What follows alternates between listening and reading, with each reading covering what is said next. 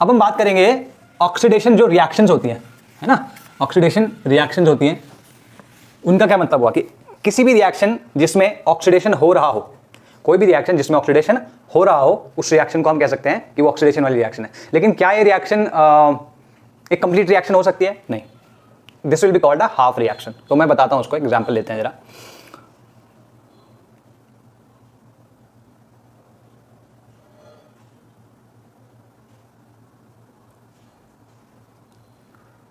ठीक है,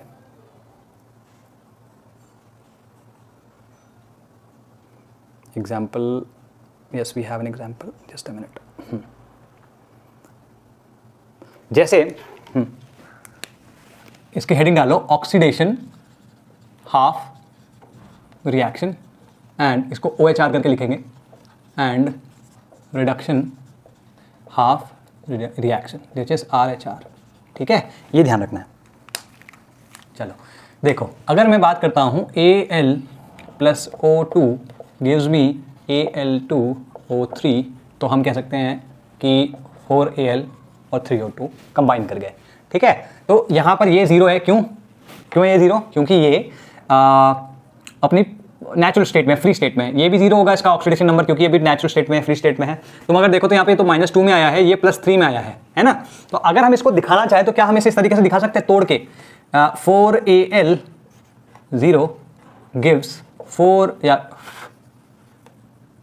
2Al2 +6, +6 का मतलब दोनों का मिला के +6 हो गया, प्लस कितना हो गया, 4 3 12 इलेक्ट्रॉन्स। ठीक है, दूसरा इसको अगर हम लिखना चाहें तो हम कैसे लिख सकते हैं, 3O2 plus 12 electrons gives 2 of O3 -6, या -2 है और इनके 3 हो गए। ऑक्साइड ही है ना, ये ऑक्साइड है। ठीक है, या तो तुम इसको ऐसे भी कर सकते हो, 4 हो गया और +3 मान लो इसको। ठीक है, अगर देखो 12 इलेक्ट्रॉन इधर, तो यहां पर ये ऑक्सीडाइज हुआ है, तो हम कह सकते हैं इसने ऑक्सीडेशन को रिप्रेजेंट कर रही है ये इक्वेशन। तो this is oxidation half reaction, और जो ये रिएक्शन है दिस इज रिप्रेजेंटिंग रिडक्शन, है ना। इस पूरी रिएक्शन का एक हाफ का ऑक्सीडेशन हुआ है और एक हाफ का रिडक्शन हुआ है ना। इसका रिडक्शन हो रहा है, इसका ऑक्सीडेशन हो रहा है, तो हम इसको ऑक्सीडेशन हाफ रिएक्शन कहेंगे, इसको रिडक्शन हाफ रिएक्शन कहेंगे। ठीक है, दोनों में क्या चीज है कॉमन, कि दोनों में इलेक्ट्रॉन्स आएंगे।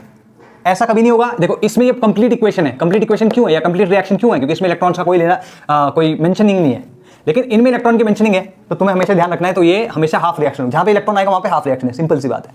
दूसरी चीज, अगर ऑक्सीडेशन हो रहा है तो हमेशा ऑक्सीडेशन जो इलेक्ट्रॉन्स हैं वो हमेशा राइट साइड में आएंगे, इसके जिसका भी ऑक्सीडेशन हो रहा है उसके ऑपोजिट साइड में आएंगे। ठीक, और जिसका रिडक्शन हो रहा है उसके सेम साइड में आएंगे। ठीक है, क्लियर होगी बात? ये दोनों चीजें लिख लो। ठीक, ऑक्सीडेशन हाफ रिएक्शन के लिए, that half reaction which shows oxidation of an element,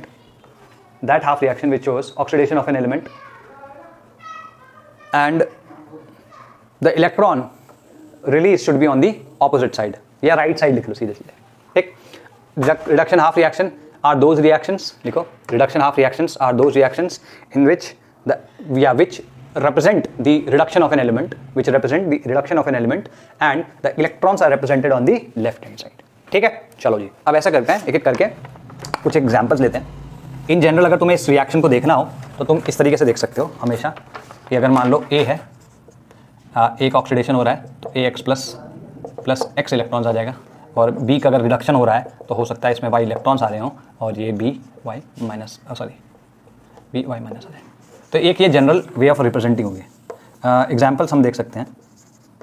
example में हमारे पास है 1 mole of H2S loses 8 moles of electrons. 1 mole of H2S loses 8 moles of electrons. ठीक है, determine the final oxidation number of S। ठीक है, इस question को try करो। ठीक है जी, तो 1 mole of H2S loses 8 moles of electrons.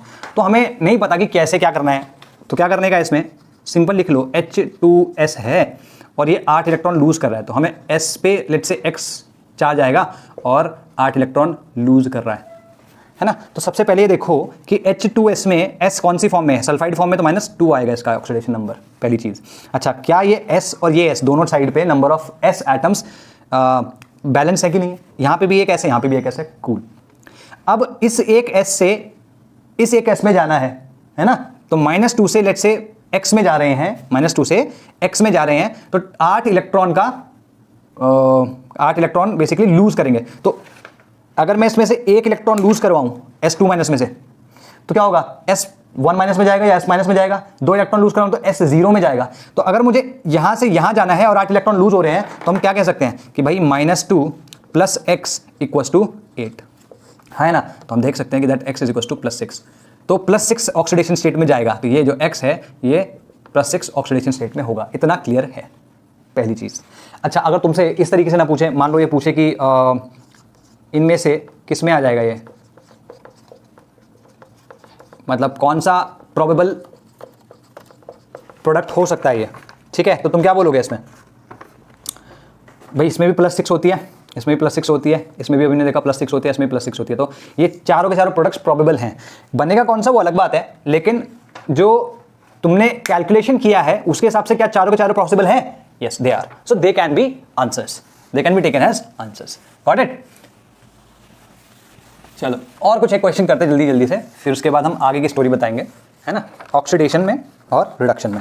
चलो next is 1 mole of KMnO4 gains 1 mole of KMnO4 gains, ठीक है, 5 moles of electrons, 5 moles of electrons determine, मतलब फाइनल हमें बताना है final oxidation number of Mn, ठीक है। तो हमें क्लियरली उसने बता दिया कि Mn का ही ऑक्सीडेशन या रिडक्शन जो भी है वो हो रहा होगा। अब गेन बोला है तो मतलब रिडक्शन है, इतना क्लियर है। तो हम लिखेंगे सबसे पहले, कुछ ज़्यादा सोचने की जरूरत नहीं है इसमें, KMnO4 अगर हम लिखते हैं तो ये क्या करेगा, जिस भी ऑक्सीडेशन स्टेट में उससे कम आ जाएगा। जैसे इधर पे 5 इलेक्ट्रॉन्स और यहाँ पे क्या आएगा, ये K नहीं, इसको सीधे सीधे Mn मान लो, Y है, Y आ गया इधर पे, Mn Y। अच्छा, सबसे पहले ये देखो कि ये क्या है, ये +1 में है और ये -2 में है, और हम इसके ऑलरेडी कैलकुलेट कर सकते हैं कि +7 में आता है ना, ये हमें पता है कि +7 में आता है। क्योंकि ये +7 में आता है, इसमें 5 इलेक्ट्रॉन ऐड करोगे तो सिंपल सी बात है किस में जाएगा, +2 में, +7 से +2 में चला जाएगा ना। हम इसे अगर नहीं भी लिखना तुम्हें ऐसे, तो तुम इस तरीके से भी लिख सकते हो ताकि तुम्हें ज़्यादा दिक्कत ना हो। Are we clear? तुम ऐसे भी लिख सकते हो। तो उसमें दिया है सिंपल सा कि 1 मोल 5 मोल इलेक्ट्रॉन गेन कर रहा है ना। अगर वो कहता कि let's say 3 moles are gaining 5 moles of electron, तो तुम यहाँ पे 3Mn लिखते और तब 5 लिखते, तब फाइनल वाली स्टेज बताते। Got it? तो हालांकि ऐसे क्वेश्चन एकदम से आएंगे नहीं, क्योंकि फ्रैक्शनल वाला नहीं पूछेगा, वो इस तरीके से पूछेगा ताकि कुछ एक्चुअल जो उसकी ऑक्सीडेशन नंबर है वही आए। जैसे अगर देखते हैं इसमें 2 मोल्स, ये एक नेक्स्ट क्वेश्चन है, एग्जाम्पल है 2 मोल्स ऑफ N2H4, N2H4 होता है हाइड्रोजीन। अगर तुमको नहीं पता हो तो लिख लेना इसको, हाइड्राजीन, ठीक है। अगर इसका स्ट्रक्चर देखना हो तो ऐसा होता है NH2, ठीक है।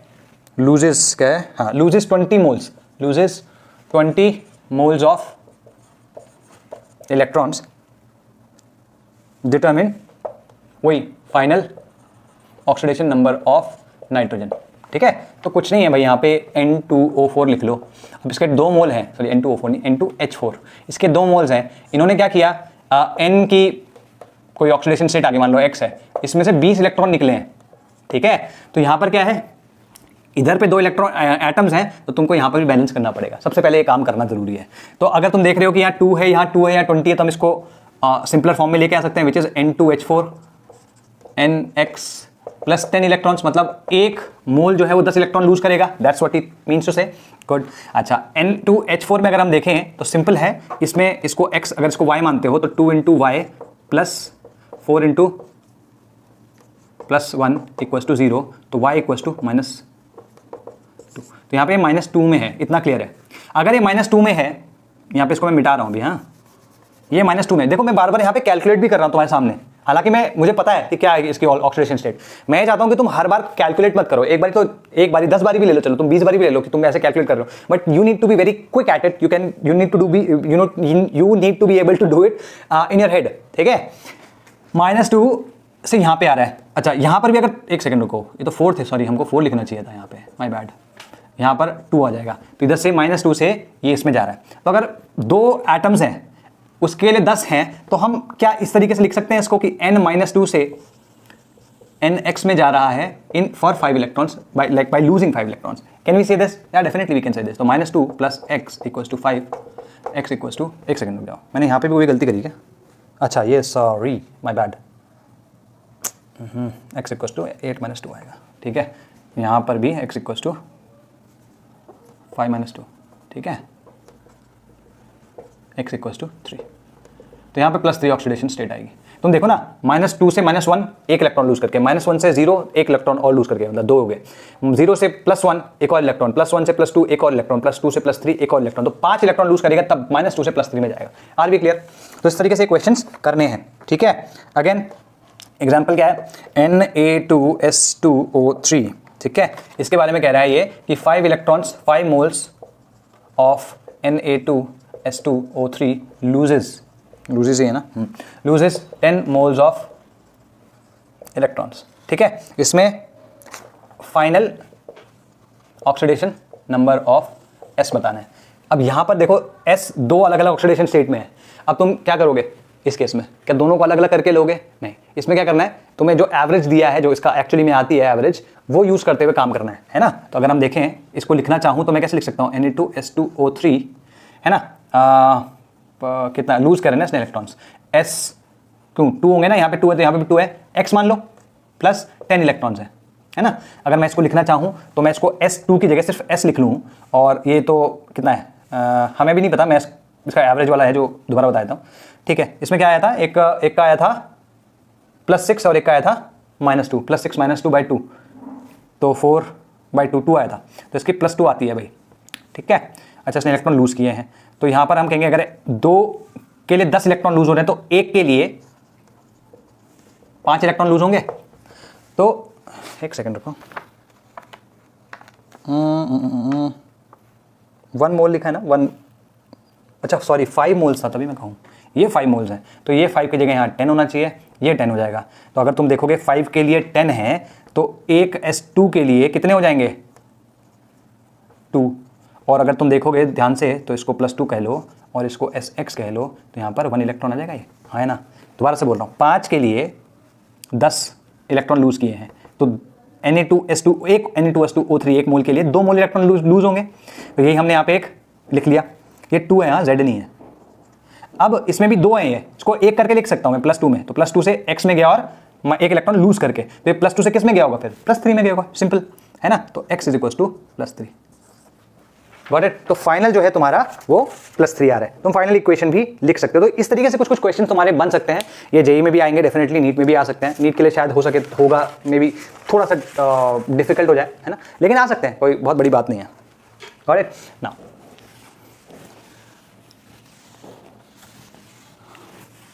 आई होप कि ये चीजें समझ में आ गई होंगी, ऑक्सीडेशन रिडक्शन क्या होता है, ऑक्सीडेशन हाफ क्या होता है, ऑक्सीडेशन।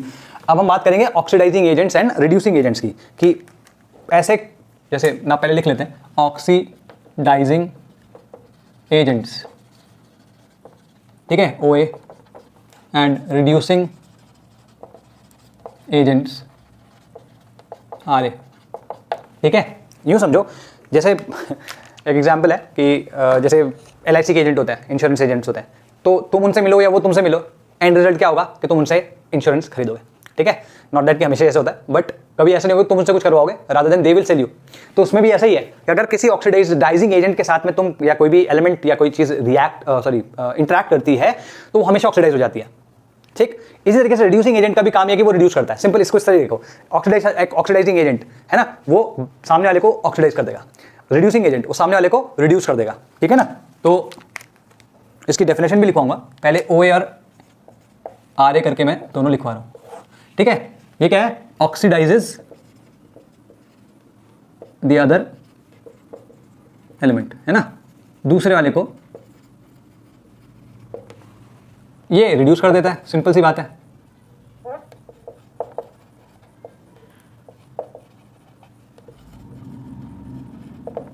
ठीक है, अगर ये ऑक्सीडाइज करेगा तो खुद क्या हो जाएगा भाई? ऑक्सीडाइज करने का मतलब क्या हुआ? उससे इलेक्ट्रॉन छीन लिए भाई, वो ऑक्सीडाइज हुआ मतलब उसने इलेक्ट्रॉन दे दिए या इसने छीन लिए, whichever way you want to say it. बोलते हैं ना लोगों ने कि तुम्हारी जेब काट ली या तुमने पैसे दे दिए हैं, तो both ways are okay to look at it. अगर किसी को तुमने पैसे दिए तो ये भी कहा जा सकता है कि उसने तुम्हारी जेब काटी है, और अगर ये भी कहा जा सकता है कि तुमने उसे अपने आप से पैसे दे दिए, अगर कोई तुम्हें ठग लेता है तो।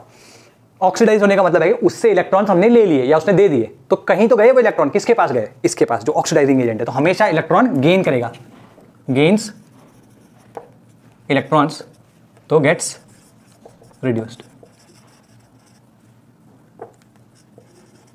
ठीक है, ये क्या करेगा? एग्जैक्ट ऑपोजिट हो जाएगा। ये इलेक्ट्रॉन देगा भाई, जब तक इलेक्ट्रॉन देगा नहीं तब तक वो रिड्यूस होगा नहीं भाई। उसको रिड्यूस होने के लिए इलेक्ट्रॉन चाहिए, तो कौन देगा? तू ही तो देगा भाई, तभी तो तू रिड्यूसिंग एजेंट है। गेन्स, ये हो जाएगा लूजेस इलेक्ट्रॉन्स, जिसका मतलब क्या हुआ?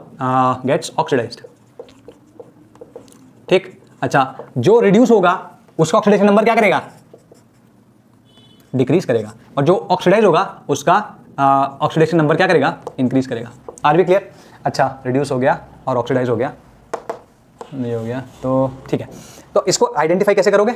जिसका ऑक्सीडेशन नंबर घट जाए वो ऑक्सीडाइजिंग एजेंट है, जिसका ऑक्सीडेशन नंबर बढ़ जाए वो रिड्यूसिंग एजेंट है। ठीक है, तो इसकी डेफिनेशन लिख लो। It is the agent for responsible for oxidation. Oxidizing agent की डेफिनेशन लिखनी हो, लिखो it is the agent responsible for oxidation. ठीक है, that is it always oxidizes others, that is always oxidizes others. Same way अगर तुम are की बात करते हो रिड्यूसिंग एजेंट की, तो it is the agent responsible for reduction, है ना, that is it will always reduce others, है ना। अच्छा, इसको और तरीके भी हैं बोलने के, जैसे इसको ऑक्सीडेंट कहते हैं नाम से, ये चीज़ें तो समझा चुका, लिख सकते हो। इसको रिडक्टेंट कहते हैं। अगर रिड्यूसिंग एजेंट ना भी कह रहे हो तो रिडक्टेंट कह सकते हैं, ऑक्सीडाइजिंग एजेंट ना कह रहे हो तो ऑक्सीडेंट कह सकते हैं, क्योंकि ये गेन कर रहा है इलेक्ट्रॉन, तो हम इससे बोलेंगे यहाँ पर इलेक्ट्रोनेशन हो रहा है। मैंने बताया था ना, इलेक्ट्रोनेशन क्या होता है? Gaining of electrons. यहाँ पे क्या हो रहा है? लूजिंग ऑफ इलेक्ट्रॉन्स, तो डी इलेक्ट्रोनेशन। ठीक है, तो आर बी क्लियर? ठीक, अच्छा, ये तो ऐसा है कि जब तुम्हारे पास कोई रिएक्शन हो रही हो, तो तुम कर सकते हो। जैसे मान लो वही Al2O3 वाला है, sorry 4Al + 3O2 gives 2Al2O3। अगर तुम इसकी बात करो तो ये +3 है, ये -2 है, यहाँ पे ये 0 है, यहाँ पे 0 है। इसमें Al की अगर तुम बात करो, ठीक है, Al में क्या हो रहा है? ये इसका ऑक्सीडेशन नंबर इंक्रीज हो रहा है। इंक्रीज कहाँ पे हो रहा था? ऑक्सीडेशन नंबर इंक्रीज हो रहा है, तो ये क्या करेगा? This is behaving like a reducing agent. खुद ऑक्सीडाइज हो गया, मतलब ये रिड्यूसिंग एजेंट हो गया। ठीक है, अच्छा, इसका ऑक्सीडेशन नंबर क्या है? 0 से -2 जा रहा है, मतलब डिक्रीज हो रहा है। तो अगर ऑक्सीडेशन नंबर डिक्रीज कर रहा है तो ऑक्सीडेशन नंबर डिक्रीज किस में करता है? ऑक्सीडाइज। तो this is behaving like an oxidizing agent. Simple है, मतलब इस तरीके से देख सकते हो। हालांकि तुम बोलोगे सर ऑक्सीडाइजिंग एजेंट और रिड्यूसिंग एजेंट क्यों, जब हमें पता है कि ये रिड्यूस हो रहा है, सॉरी ये ऑक्सीडाइज हो रहा है, रिड्यूस हो रहा है, तो इसको इसमें एजेंट्स की बात कहाँ से आ गई? ऐसा होता है ना कि कई जगह पे कुछ कंपाउंड्स होते हैं जो मोस्टली सिर्फ ऑक्सीडाइजिंग एजेंट के जैसे बिहेव करते हैं, कुछ मोस्टली सिर्फ रिड्यूसिंग एजेंट की तरह बिहेव करते हैं, क्योंकि उनकी टेंडेंसी ही ऐसी होती है। तो it is better to know those, yeah, it is better to know about those about their properties, so that whenever you see that in an equation या in a reaction, तो you are immediately, you know, ऐसा होना चाहिए कि अच्छा ये है तो ये तो भाई पक्के से ऑक्सीडाइज होगा या ये पक्के से रिड्यूस करेगा, है ना, इस तरीके से। Getting my point? तो ये चीजें तुमको क्लियर होनी चाहिए, तो ये हमें जानना पड़ेगा। ठीक है जी, यहाँ पे क्या आ गया? रिड्यूसिंग एजेंट आ गया, ओके, डी इलेक्ट्रोनेशन। ठीक, ये तो रिएक्शन थी। मान लो कि तुम्हें ये रिएक्शन नहीं दिया है, सिर्फ और सिर्फ तुम्हें कंपाउंड दे दिया, तब कैसे जानोगे, है ना? तो उसका भी एक तरीका है, उसको लिखो डिटर्मिनिंग द ऑक्सीडाइजिंग और reducing nature of compounds. Determining the oxidizing और रिड्यूसिंग नेचर ऑफ कंपाउंड्स कैसे करोगे? देखो, इसको इस तरीके से देखो, कोई भी एलिमेंट है अगर वो अपनी मैक्सॉन पे, मतलब मैक्सिमम ऑक्सीडाइजिंग स्टेट में है, और एक मिनिमम ऑक्सीडाइजिंग स्टेट में है, और एक इंटरमीडिएट पे है, तो इनका बिहेवियर कैसा होगा? देखो, जो मैक्सिमम पे है, जैसे KMnO4 है ना, KMnO4, यहाँ पे +7 पे, इतना हमें पता है कि ये +7 पे होता ही होता है, मतलब सॉरी +7 पे इसकी मैक्सिमम ऑक्सीडाइजिंग ऑक्सीडेशन नंबर होगा। तो क्या ये ऑक्सीडाइज हो सकता है खुद? अगर ये ऑक्सीडाइज होगा इसका मतलब उसका फर्दर इंक्रीज करना चाहिए, क्योंकि फर्दर इंक्रीज कर ही नहीं सकता, क्योंकि because this is the maximum. भाई +7 से ज्यादा नहीं हो सकती ना, तो ऑक्सीडाइज नहीं हो सकता वो। अगर कभी रिएक्ट करेगा तो क्या होगा? हमेशा रिड्यूस होगा। इसका जो ऑक्सीडेशन नंबर है हमेशा डिक्रीज ही करेगा। +7 से +6 चला जाए लेकिन डिक्रीज ही करेगा, इंक्रीज कभी नहीं करेगा। तो डिक्रीज करने का मतलब क्या हुआ? इसने इलेक्ट्रॉन्स खा लिए, इतने इलेक्ट्रॉन्स ले लिए। इलेक्ट्रॉन्स लेने का मतलब खुद रिड्यूस हो गया, सामने वाले को क्या कर दिया? ऑक्सीडाइज। तो ये हमेशा इलेक्ट्रॉन्स लेगा, रिड्यूस होगा, तो हमेशा ऑक्सीडाइजिंग एजेंट की जैसे बिहेव करेगा। तो जब कोई भी कंपाउंड में कोई एलिमेंट अपने मैक्सिमम ऑक्सीडेशन नंबर पे होता है, ऑक्सीडेशन स्टेट पे होता है, तो it behaves always behaves like an oxidizing agent. ठीक है। अगर मिनिमम में हुआ, जैसे लेट्स से H2S है, ये 2- में है, तो सिंपल सी बात है, ये -2 में है, तो ये हमेशा ही भाई -2 से कम नहीं जा सकता ना। -3 जा सकता है क्या? -3 जाने के लिए रिडक्शन होना पड़ेगा, लेकिन -3 जा ही नहीं सकता, तो रिडक्शन भी नहीं हो सकता। अगर रिडक्शन नहीं होगा तो हमेशा ऑक्सीडेशन ही तो होगा। -2 से -1 चला जाएगा, 0 चला जाएगा, व्हाटएवर, मतलब ऊपर चला जाएगा, तो हमेशा ऑक्सीडेशन होगा। अगर किसी का ऑक्सीडेशन हमेशा हो रहा है तो it will always behave like a reducing agent. भाई इसका हमेशा ऑक्सीडेशन हो रहा है ना, तो this will always behave like a reducing agent. और जो इंटरमीडिएट में है, जैसे अगर मैं सल्फर की बात करूं, लेट्स से वो 0 पे है, 0 ऑक्सीडेशन है, S8 है, तो ये -2 में भी जा सकता है और +6 तक भी जा सकता है ना। तो ये ऑक्सीडाइजिंग एजेंट और रिड्यूसिंग एजेंट दोनों के जैसे बिहेव कर सकता है। It has the ability to do so. ठीक है, क्लियर होगी बात? ये ध्यान रखना है। तो इसमें लिख लिया डिटर्मिनिंग, क्या लिखवाया था मैंने heading? Determining the oxidizing and reducing nature of compounds, है ना। इसमें लिखो, if in a compound an element is in its maximum oxidation state, if in a compound an element is in its maximum oxidation state, it will always get reduced, and hence behave like a oxidizing agent. ठीक है, same चीज तुम्हें minimum के लिए लिखनी है, जिसमें क्या होगा? It will always get oxidized, hence will behave like a reducing agent. ठीक, और जो इंटरमीडिएट में है ऐसे लिख सकते हो, if in a compound an element is in its intermediate oxidation state, it can either get oxidized or reduced, hence it can behave like both oxidizing agent and reducing agent. Got it? ठीक है जी, इसमें कुछ एक questions करते हैं। So identify the nature of the following compounds. ये identify करना है इन सबका नेचर। ठीक है, identify the nature of the following compounds. ठीक है, KMnO4, HNO3, Ki, H2S,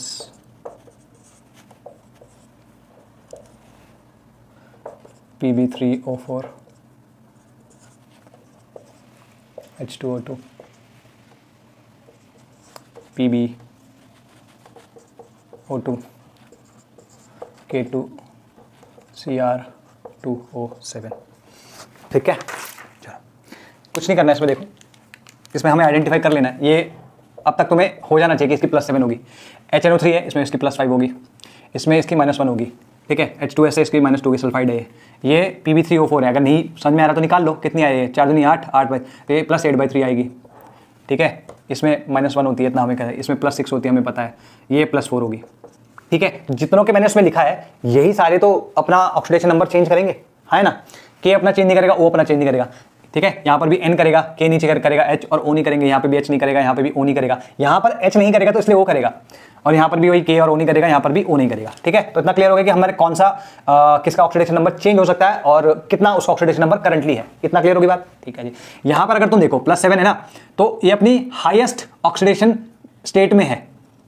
अगर ये हाईएस्ट ऑक्सीडेशन स्टेट में है तो definitely this will always behave like OA not OR। ठीक है, ये भी अपनी हाईएस्ट ऑक्सीडेशन स्टेट में है, तो ये भी OA के जैसे बिहेव करेगा। ये I की जो होती है वो -1 से +7 तक जा सकती है, तो ये भी सिर्फ ये मिनिमम में है अपनी, तो ये क्या हो जाएगा? RA। सेम वेस की अगर तुम बात करो तो ये भी मिनिमम में है, तो ये भी RA के जैसे बिहेव करेगा। अच्छा, इसमें क्या है? PB जो होता है वो 0 से लेकर +4 तक जा सकता है, और ये कितना है? 8/3। 8/3 का मतलब कितना हुआ? 2 से 3 के बीच में है। इसका मतलब 0 और 4 के तो बीच में हुआ ही ना, तो इंटरमीडिएट है, मतलब ये दोनों के दोनों जगह जा सकता है, दोनों जगह खेल सकता है। OA RA।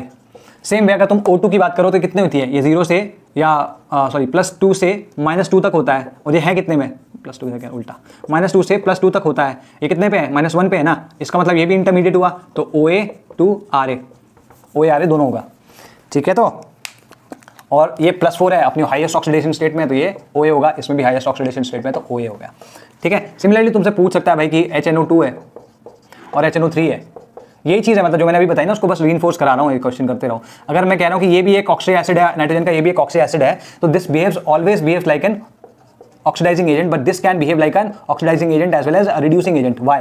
क्यों? क्योंकि भाई इसमें +3 पे है, ये +5 पे है, तो ये हाईएस्ट ऑक्सीडेशन स्टेट में है, ये मैक्स ऑन पे है। अगर मैक्स ऑन पे होगा तो हमेशा ऑक्सीडाइजिंग एजेंट के जैसे बिहेव करेगा। और अगर तुम नाइट्रोजन को देखो तो नाइट्रोजन, सॉरी क्यों लिख रहा हूँ, नाइट्रोजन देखो तो ये -3 से +5 तक जाता है, तो +5 तो हमारे यहाँ पे दिख रहा है, तो इसलिए ऑक्सीडाइजिंग एजेंट हो गया। लेकिन क्योंकि ये -3 और +5 के बीच में है, +3 जो क्या है इन दोनों के बीच में ही तो है, इंटरमीडिएट ऑक्सीडेशन स्टेट है, तो OA RA आएगा। सेम वे अगर तुम SO2 और SO3 के लिए लिखो, SO2 और SO3 के लिए यहाँ पर भी तुम कह सकते हो कि this only behaves like an oxidizing agent and this behaves both like oxidizing agent and reducing agent. ठीक है, तो देख लो तुम, ये इसमें S की अगर तुम बात करो तो S -2 से +6 तक जाता है, तो ये कितने हैं, ये +6 है, और यहाँ पे कितना है, ये +4 है, तो +4 जो है किसके बीच में है, इनके बीच में है ना, ये इंटरमीडिएट है, तो हो गया काम। ठीक है, तो these are the things which you need to be very clear about. Oxidizing agent या रिड्यूसिंग एजेंट जो होंगे वो इस तरीके के होंगे अगर तुम्हें रिएक्शन पता है तो। अगर तुम्हें रिएक्शन नहीं पता और तुम्हें ऐसी देख के बताना है कि ये रिड्यूसिंग एजेंट है या ऑक्सीडाइजिंग एजेंट है, तो तुम ऐसे बता सकते हो। ये तुम्हारे ऑर्गेनिक इनऑर्गेनिक दोनों में काम आएगा, मोस्टली इनऑर्गेनिक में काम आएगा। ठीक है, now let's take a look at what redox reactions are. तो भैया अगर हम रिडक्शन और ऑक्सीडेशन प्रोसेसेस के बेसिस पे देखें अगर, तो रिएक्शन सिर्फ 2 प्रकार की होती हैं, एक नॉन रिडॉक्स रिएक्शंस होती हैं और एक रिडॉक्स रिएक्शन होती है। मतलब वो रिएक्शंस क्वेश्चन रिडॉक्स रिएक्शंस, ठीक है, ये पूरे चैप्टर में यहीं पे हम इसके साथ डील करेंगे। ठीक है, तो 2 तरीके की इक्वेशंस होती हैं, रिएक्शंस होती हैं, एक कहलाती है रिडॉक्स रिएक्शंस और दूसरी कहलाती हैं नॉन रिडॉक्स रिएक्शंस। तो रिडॉक्स का मतलब समझो पहले, रेड ऑक्स लाल बैल, ठीक है, लाल सांड नहीं बैल, लाल बैल, तो लाल बैल मतलब रिडक्शन है, ये रेड मतलब रिडक्शन और ये ऑक्सीडेशन, इसका मतलब ये पहली बात। ठीक है, तो ये लाल बैल रिएक्शंस जो हैं इनमें ऑक्सीडेशन और रिडक्शन दोनों होते हैं साइमल्टेनियसली। ठीक है, और जो नॉन रिडॉक्स रिएक्शंस है उसमें ना ऑक्सीडेशन होगा ना रिडक्शन होगा। ठीक है, तो रिएक्शंस को अगर हम देखें तो इन 2 प्रकार में, तो या तो वो रिएक्शन होगी जिसमें ऑक्सीडेशन रिडक्शन होगा साथ साथ, और एक कुछ रिएक्शन ऐसी होंगी जिसमें ऑक्सीडेशन रिडक्शन नहीं होगा। अगर ऑक्सीडेशन होगा तो रिडक्शन हमेशा होगा, है ना, और अगर ऑक्सीडेशन नहीं होगा तो रिडक्शन भी नहीं होगा। इसको इस तरीके से समझो। ठीक, तो जो रिएक्शंस हम बात कर रहे हैं वो वाली रिएक्शन जिसमें ऑक्सीडेशन भी हो रहा है और रिडक्शन भी हो रहा है साइमल्टेनियसली। ठीक है, तो लिखो reactions in which both oxidation and reduction are involved, both oxidation and reduction are involved. ठीक है, both reduction and oxidation are involve. इसमें ऑक्सीडाइजिंग एजेंट भी होगा और रिड्यूसिंग एजेंट भी होगा, तो लिखो they involve oxidizing as well as reducing agents, they involve oxidizing as well as reducing agents. और जिसमें तीसरा पॉइंट है वो ये कि एटलीस्ट एक एलिमेंट का ऑक्सीडेशन नंबर चेंज होगा ही होगा, एटलीस्ट एक एलिमेंट का ऑक्सीडेशन नंबर चेंज होगा ही होगा। ये एटलीस्ट एक जो है वो अभी नेक्स्ट एग्जाम्पल में बताऊंगा, लेकिन 2 भी हो सकते हैं, 3 भी हो सकते हैं, लेकिन एटलीस्ट एक का तो होगा ही होगा, उसमें कोई डाउट नहीं है। ठीक, तो लिखो and at least oxidation number of at least and the oxidation number of at least 1 element will change oxidation number of 1 element will change. ठीक है, अच्छा, तो इसमें नोट करके लिख लेना, oxidation and reduction take place simultaneously, oxidation and reduction take place simultaneously, either both will take place और none will take place, either both will take place और नन विल टेक प्लेस। ठीक है, अब redox reaction जो होती है, simple पता चल रहा है कि एक रिडक्शन भी हो रहा है ऑक्सीडेशन भी हो रहा है, तो दोनों हाफ्स होंगे इसमें। एग्जांपल के तौर पे दोनों हाफ्स होंगे, जैसे ऑक्सीडेशन अगर हो रहा है तो लेट्स से ऐसा कुछ ऑक्सीडेशन हो रहा है, ठीक है ना, और रिडक्शन हो रहा है तो लेट्स से ऐसा कोई रिडक्शन हो रहा है ना, यही तो है पॉसिबिलिटी। तो ऑक्सीडेशन अगर हो रहा है तो उसको दिखाएंगे तो कैसे दिखाएंगे, OH से, और अगर रिडक्शन हो रहा है तो उसे RH से दिखाएंगे। तो तुम ये भी लिख सकते हो oxidation reactions, sorry redox reactions are composed of oxidation as well as reduction half reactions OHR and RH। ठीक है जी, कूल।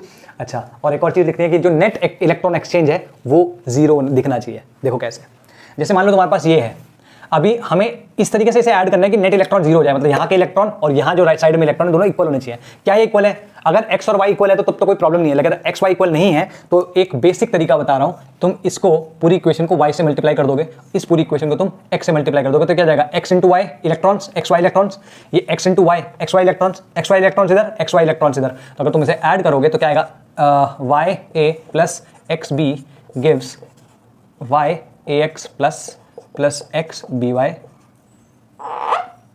माइनस। ठीक है, तो ये एक जनरल इक्वेशन, इसमें इलेक्ट्रॉन्स नहीं दिख रहे, तो फाइनल जो रिडॉक्स रिएक्शन होती है उसमें कभी भी इलेक्ट्रॉन्स अपीयर नहीं करते हैं, है ना, electrons never appear in the final reaction. Got it? तो ये बेसिक हो गया तुम्हारा रिडॉक्स रिएक्शंस का।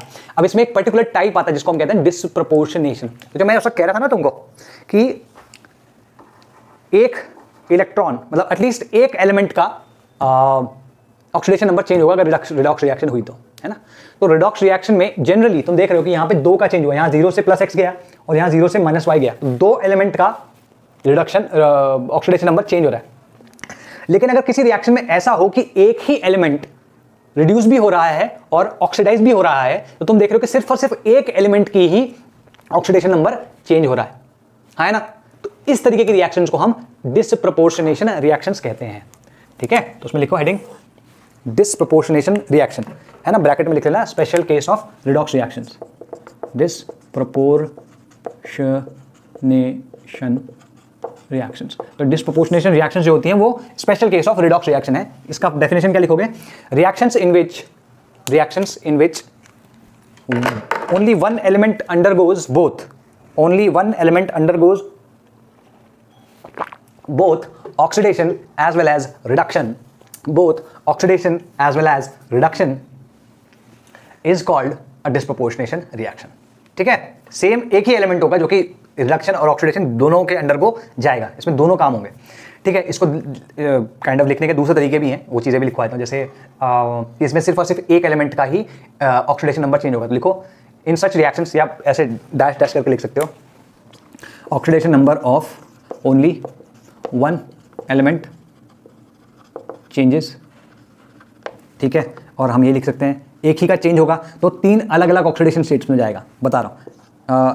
One element goes into three, like exist, not goes into नहीं कहना चाहिए, एग्जिस्ट्स इन थ्री डिफरेंट ऑक्सीडेशन स्टेट्स, तीन अलग अलग ऑक्सीडेशन स्टेट्स में होगा। और तुम कह सकते हो same element behaves both as OA and RA, OA RA दोनों में ये चेंज हो जाएगा। ठीक है ना, it will behave both like them. Got it? ये जरूर याद रखना है कि it is present in one element exist या present in three different oxidation states. तो ये डेफिनेशन लिख ली, इसका एग्जांपल लेते हैं। जैसे अगर मैं बात करूं, ये बहुत इंपॉर्टेंट या बहुत ऑफन यूज्ड एग्जांपल है, जिसमें अगर मैं लिखूं तो क्या आएगा, 2H2O प्लस O2। तो अगर तुम ध्यान से देखो यहाँ पे किस में है, -1 में, यहाँ किस में है, O -2 में, और यहाँ 0 में है। तो ऑक्सीजन ही तो ऑक्सीडाइज हो रहा है या रिड्यूस हो रहा है ना। हाइड्रोजन तो +1 में, +1 में हाइड्रोजन का कुछ नहीं लेना देना, सिर्फ और सिर्फ ऑक्सीजन ही ऑक्सीडाइज और रिड्यूस भी हो रहा है। तो यहाँ पर अगर तुम देखो ये -1 से -2 गया और -1 से ही 0 गया, तो -1 से -2 गया तो हम कह सकते हैं कि ये रिडक्शन हो रहा है ना, रिडक्शन। तो यहाँ पर ये कैसे बिहेव करेगा वो भी देख लेंगे। और ये वाला जो पार्ट है यहाँ पर ऑक्सीडेशन हो रहा है। ठीक है ना, क्लियर होगी बात? क्योंकि ये रिड्यूस हो रहा है तो it will behave like an oxidizing agent, क्योंकि ऑक्सीडाइज हो रहा है तो it will behave like a reducing agent. ठीक है, और जो एक एक करके देख लेता है। सबसे पहला था कि जिसमें एक ही एलिमेंट ऑक्सीडाइज और रिड्यूस दोनों हो रहा हो, तो ये डिस्प्रोपोर्शनेशन रिएक्शन उसके अकॉर्डिंग भी हुई, पहली डेफिनेशन जो थी। उसके बाद हमने एट्रीब्यूट्स लिखे, only ON of only one element changes, सिर्फ O का ही तो चेंज हो रहा है। ठीक है, तो ये भी पास है भाई। One element exist in three different oxidation states, -1 -2 0, तीन ऑक्सीडेशन स्टेट में आ रहा है। कूल।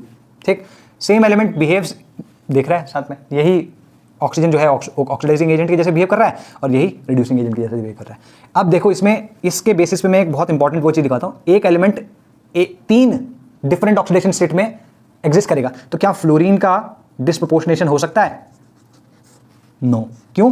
फ्लोरीन की या तो 0 होती है या -1 होती है, दो के अलावा और कोई है ही नहीं। तो तीसरी जब एग्जिस्ट ही नहीं करती तो तीसरी डिस्प्रोपोर्शनेशन होने का सवाल पैदा ही नहीं होता। तो ये चीज़ तुम लिख सकते हो। ठीक है, ये चीज़ इंपॉर्टेंट थी, लिखो। अच्छा, इसमें कुछ बहुत अच्छे एग्जांपल्स हैं, जैसे X2 की बात करो।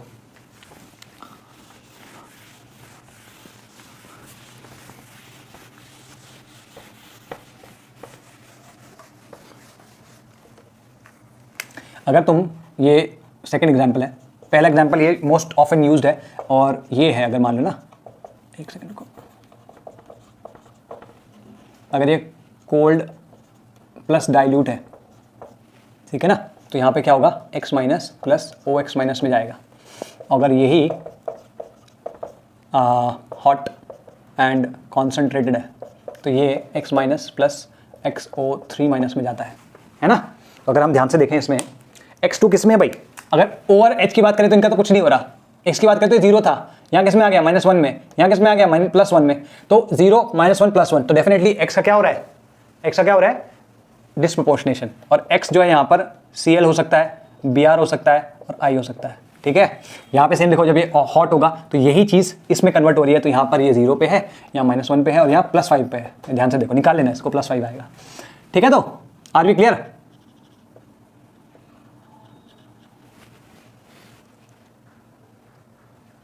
ठीक है, clear, okay. Another example P4 का, ठीक है, तो हो गया P4 and S8।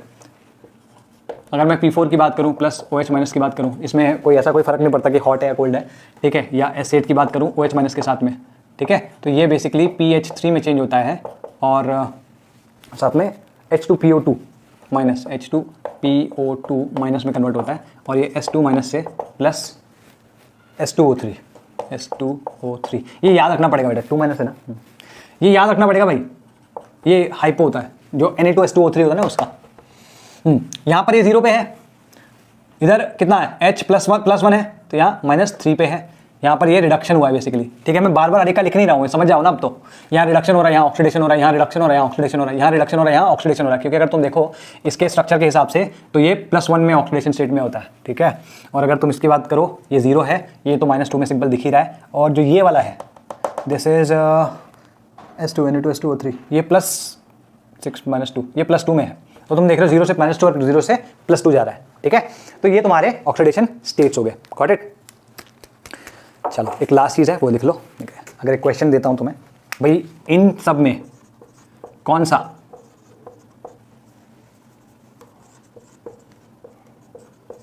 Oxidation disproportionation नहीं दिखाएगा, कौन सा वाला इसमें डिस्प्रोपोर्शनेशन नहीं दिखाएगा। यहाँ पर अगर तुम देखो तो ये +1 में है, यहाँ +3 में है, यहाँ +5 में है और यहाँ +7 में है। तो अगर हम देखें Cl को, तो Cl -1 से +7 तक एग्जिस्ट करता है, तो अगर इस पे हुआ तो सिर्फ और सिर्फ ऑक्सीडेशन होगा, और इस पे हुआ तो सिर्फ और सिर्फ रिडक्शन होगा, है ना। इसके बीच में कहीं भी हुआ तो ऑक्सीडेशन और रिडक्शन दोनों हो सकता है, तो ये ऑक्सीडेशन रिडक्शन दोनों दे सकता है, तो इसमें Cl दोनों दे सकता है, मतलब डिस्प्रोपोर्शनेशन हो सकता है, इसमें भी ऐसा है, इसमें भी ऐसा है। लेकिन ये भाई साहब एक्सट्रीम पे एंड पे एग्जिस्ट कर रहे हैं, इसका मतलब क्या हुआ, ये सिर्फ और सिर्फ रिडक्शन ही दे सकता है, ऑक्सीडेशन नहीं होगा इसका। तो अगर किसी का एक चीज हो सकती है दूसरी नहीं हो सकती, तो वो डिस्प्रोपोर्शनेशन नहीं दे सकता, जैसे मैंने फ्लोरीन के बारे में बताया, गॉट इट। तो ये चीज लिख सकते हो, if any element is present in its maximum or minimum oxidation state, if an element is present in its maximum or minimum oxidation state, then that compound will not undergo disproportionation reaction, then that compound will not undergo disproportionation। आज हम बात करेंगे balancing of redox reactions, ठीक है। तो balancing के दो methods हैं,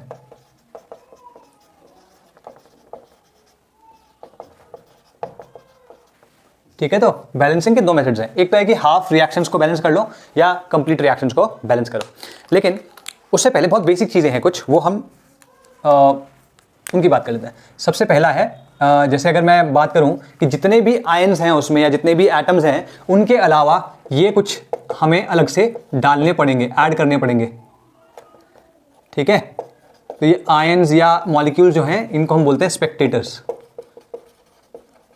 स्पेक्टेटर क्यों बोलते हैं, क्योंकि ये 9 में से किसी का ऑक्सीडेशन हो रहा होता है, 9 में से किसी का रिडक्शन हो रहा होता है। हालांकि कभी कभी ऐसा होता है कि ये वैसे रिएक्शन का प्रोडक्ट जरूर बन के आएगा, लेकिन जरूरी नहीं होता कि ये react as a reactant participate करे, है ना, बहुत रेयर होता है।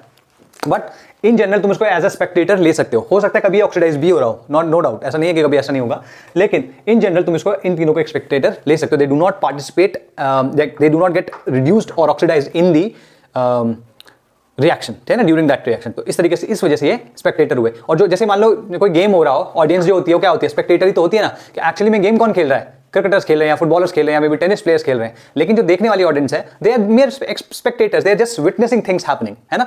एक्चुअली में जो हो रहा है उसका पार्ट वो नहीं बन रहे, they are not exchanging the ball with the bat और एक्सचेंजिंग द फुटबॉल और tennis, something like you can compare it like that. तो स्पेक्टेटर आयंस हो गए या स्पेक्टेटर मॉलिक्यूल्स हो गए, ठीक है। तो इसमें लिख लो, इसमें apart from what ever ions और एटम्स, whatever is given, ऐसे लिखो, apart from whatever is given in the skeletal reaction क्या होती है, जैसे उसको बैलेंस नहीं है वो, बस उसमें ये है कि कौन कौन सी चीजें रिएक्ट हुई और कौन कौन सी चीजें प्रोड्यूस हुई, ये दिया हुआ है, कोई बैलेंसिंग नहीं है उसमें, ना इलेक्ट्रॉन्स दिए, ना H+ ये H2O, ये कुछ ऐसा दिया नहीं अलग से, है ना। जो भी कुछ दिया है उसके अलावा हम ये ऐड करेंगे, that's what I mean to say, ठीक। स्पेक्टेटर रिएक्शन कह रहा हूं, स्केलेटल रिएक्शन को तुम अनबैलेंस केमिकल रिएक्शन के जैसे भी देख सकते हो, समवॉट सिमिलर है ना। तो लिखो, apart from whatever is given in the skeletal reaction, apart from whatever is given in this skeletal reaction, only these ions can be added to that equation, ठीक है। क्लियर होगी बात। दूसरी चीज यहां पे जो इंपॉर्टेंट है या इंपॉर्टेंस रखती है, दैट इज द मीडियम। अब मीडियम मतलब भाई या तो किसी एसिडिक मीडियम में हो रहा होगा रिएक्शन, या किसी बेसिक मीडियम में हो रहा होगा, या न्यूट्रल में हो रहा होगा। तो सीन क्या है कि जो जिस भी मीडियम में हो रहा है वो तुम्हें मेंशन्ड होता है, और बेस्ड ऑन दैट तुम्हारी रिएक्शन का जो एक बैलेंसिंग का तरीका है वो थोड़ा सा चेंज हो जाता है, बाकी ज़्यादा कुछ ऐसा फर्क नहीं पड़ेगा। और कभी कभी प्रोडक्ट्स भी चेंज हो सकते हैं, क्योंकि कुछ जो रिएक्टेंट्स होते हैं वो एसिडिक मीडियम में कुछ अलग तरीके का वो बिहेवियर देते हैं, और कुछ जो बेसिक मीडियम में कुछ अलग वो देते हैं, ठीक है। तो अगर हम मीडियम की बात करें तो मीडियम होता है, एक होता है एसिडिक, ठीक है। एसिडिक मतलब सिंपल सी बात है, वहाँ पे H+ होगा ही होगा, ठीक है। H+ कहीं ना कहीं से मौजूद होगा, ठीक है। उसके साथ में H+ के H2O होता है, ठीक है। इस तरीके से ये दोनों चीजें वहां पे प्रेजेंट होंगी। और अगर इसी में मतलब एसिडिक का न्यूट्रल टाइप हुआ, है ना, तो एसिडिक का न्यूट्रल टाइप हुआ H2C2O4, जैसे ये क्या है, ऑक्सैलिक एसिड है, इसमें H+ दिया नहीं है, मतलब H+ एज आयन एग्जिस्ट नहीं कर रहा है ना। यहां पर H2C2O4, it is providing somewhat kind of a acidic medium, but it is not giving H+ ions out, ठीक है। तो this is treated as neutral medium या एसिडिक के बेस पे, एसिडिक के केस में, नॉट बेस पे, ठीक है। बेसिक मतलब OH- H2O, ठीक है। इसका न्यूट्रल क्या होगा, इसका न्यूट्रल होगा जैसे कोई KOH है, मतलब रिएक्शन में OH- दिया ही नहीं है, मतलब किसी आयनाइज फॉर्म में दिया ही नहीं है, दिया हुआ है नॉर्मल ऐसे जैसे किसी मॉलिक्यूलर फॉर्म में, है ना, इस तरीके से दिया होता है, तो you can take it as neutral. हालांकि बहुत ज्यादा फर्क नहीं पड़ेगा, जब क्योंकि एक बार OH आ गया, इसका मतलब हमें जिस तरीके से बैलेंस करना है वो तो हमें करना ही है, उसमें तो कोई डाउट नहीं है, ठीक है। क्योंकि न्यूट्रल का कोई अलग तरीका नहीं होता, ठीक, कूल। अब इसमें और जैसे रिडॉक्स रिएक्शन को मैंने क्या बताया था, दे आर आयनिक रिएक्शंस, है ना। यूजुअली ये मॉलिक्यूलर रिएक्शंस के जैसे नहीं है ना, मॉलिक्यूलर रिएक्शंस के जैसे नहीं है, या यूं भी कह सकते हो कि मॉलिक्यूलर रिएक्शंस में भी रिडॉक्स वो होते हैं। अच्छा, तो ठीक है, उसको let's not take it as कि ionic reaction and molecular reactions, both type of reactions can be redox reactions, ये लिख लो। चलो, molecular as well as ionic reactions can be redox reactions, ठीक है। और इन जनरल जो अब तक हमने बैलेंसिंग की है उसमें हमें सिर्फ मास बैलेंस करना होता था, यहां पे मास भी बैलेंस करना होगा और इलेक्ट्रॉन्स भी बैलेंस करने होंगे, या चार्ज भी बैलेंस करना होगा, है ना। तो लिख लो इसको, ionic as well as molecular reactions can be redox reactions, and mass as well as charge / electrons, mass as well as charge / electrons must be balanced in redox reactions, या while balancing redox reactions, है ना, must be balanced while balancing redox reactions. Are we clear? Cool है जी, ठीक है। Okay, neutral के ठीक है। अब हम बात करेंगे बैलेंसिंग की, ठीक है। बैलेंसिंग हाफ रिएक्शंस, मैंने तुमको बताया था ना, दो तरीके से बैलेंस कर सकते हो। पहले तुम क्या कर सकते हो कि दो हाफ रिएक्शंस को, हाफ रिएक्शन का मतलब क्या बताया था मैंने तुमको, कि या तो सिर्फ ऑक्सीडेशन हो रहा होता है उस रिएक्शन में, या फिर रिडक्शन हो रहा होता है उस रिएक्शन में। अगर दोनों में से एक चीज हो रही है तो हम उस रिएक्शन को हाफ रिएक्शन कहेंगे। उसमें इलेक्ट्रॉन्स का दिखना है, मतलब लाजमी है, उसमें दिखेगा ही दिखेगा, ठीक है। तो इनको बैलेंस करके फिर हम ऐड कर सकते हैं, कंप्लीट जो बैलेंस्ड इक्वेशन है वो पा सकते हैं। या फिर हमारे पास एक बैलेंस नहीं, हमारे पास एक कंप्लीट रिएक्शन ऑलरेडी पड़ी हुई है और हम एक दूसरा जिसको हम ऑक्सीडेशन वाला मेथड कहते हैं उससे उसे बैलेंस कर सकते हैं, ठीक है ना। तो बैलेंसिंग हाफ रिएक्शंस, ये वाला फर्स्ट मेथड है, बैलेंसिंग हाफ रिएक्शंस।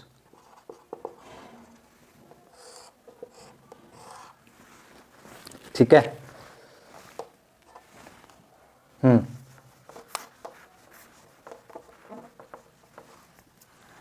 तो एग्जाम्पल, हाँ चलो, इसमें बेसिकली 4 स्टेप होते हैं, है ना। देयर आर 4 स्टेप्स, लिखो, there are 4 steps to balance any given half reaction. There are 4 steps to balance any given half reaction, ठीक है।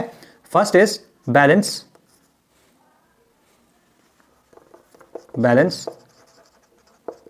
all the atoms apart from O and H, है ना। O और H के अलावा जितने भी एटम्स उसमें दिए हैं सबको बैलेंस कर लो। This is the first step, ठीक है। जैसे एग्जांपल के तौर पे जैसे मैंने दे दिया MnO4 gives Mn2+, ये दिया हुआ है, ठीक है। अच्छा, क्या balance all the atoms, atoms ध्यान रखना, ये atoms apart from O and H, क्या इसमें O बैलेंस करने की जरूरत है? नहीं। वो कह रहा है पहले O और H के अलावा जो एटम्स उन्हें बैलेंस करो। क्या इसमें कितना, एक Mn है, इधर भी एक Mn है, तो बैलेंस्ड है भाई, इसमें कोई डाउट नहीं, ठीक है। Second point, balance O atoms, balance O atoms first, ठीक है। इसमें लिखना हाइड्रोजन को छेड़ना नहीं है, हाइड्रोजन की बैलेंसिंग नहीं छेड़नी है, पहले O को बैलेंस करो, ठीक है। इसमें लिखो O को balance O atoms first using desired medium, using या डिपेंडिंग ऑन द मीडियम। अब डिपेंडिंग ऑन द मीडियम क्या फंडा है, देखो,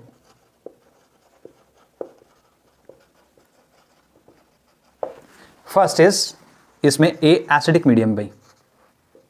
अगर मीडियम एसिडिक हुआ तब क्या करेंगे, जैसे देखो यहां पे O है, कितने हैं, 4, इसके ऑपोजिट साइड पे, इसके ऑपोजिट साइड पे हम 4 H2O ऐड कर देंगे, ठीक है। ऐसे करके मैं जो चीज़ बोलूँगा वो डिक्टेट करूँगा, जो लिखवानी है ये चीज़ यहाँ पे हम सेकंड स्टेप में लिख लेते हैं। अगर ये एसिडिक मीडियम में होता तो हम क्या करेंगे, Mn2+ प्लस H2O, कितने H2O, 4 O है यहाँ पे, एक है तो इसको 4 से मल्टीप्लाई कर दें। Are we clear?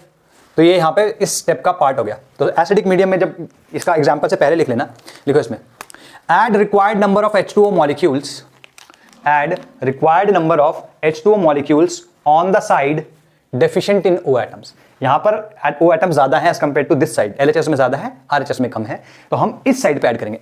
add required number of H2O molecules on the side deficient in O atoms, deficient in O atoms, ठीक है।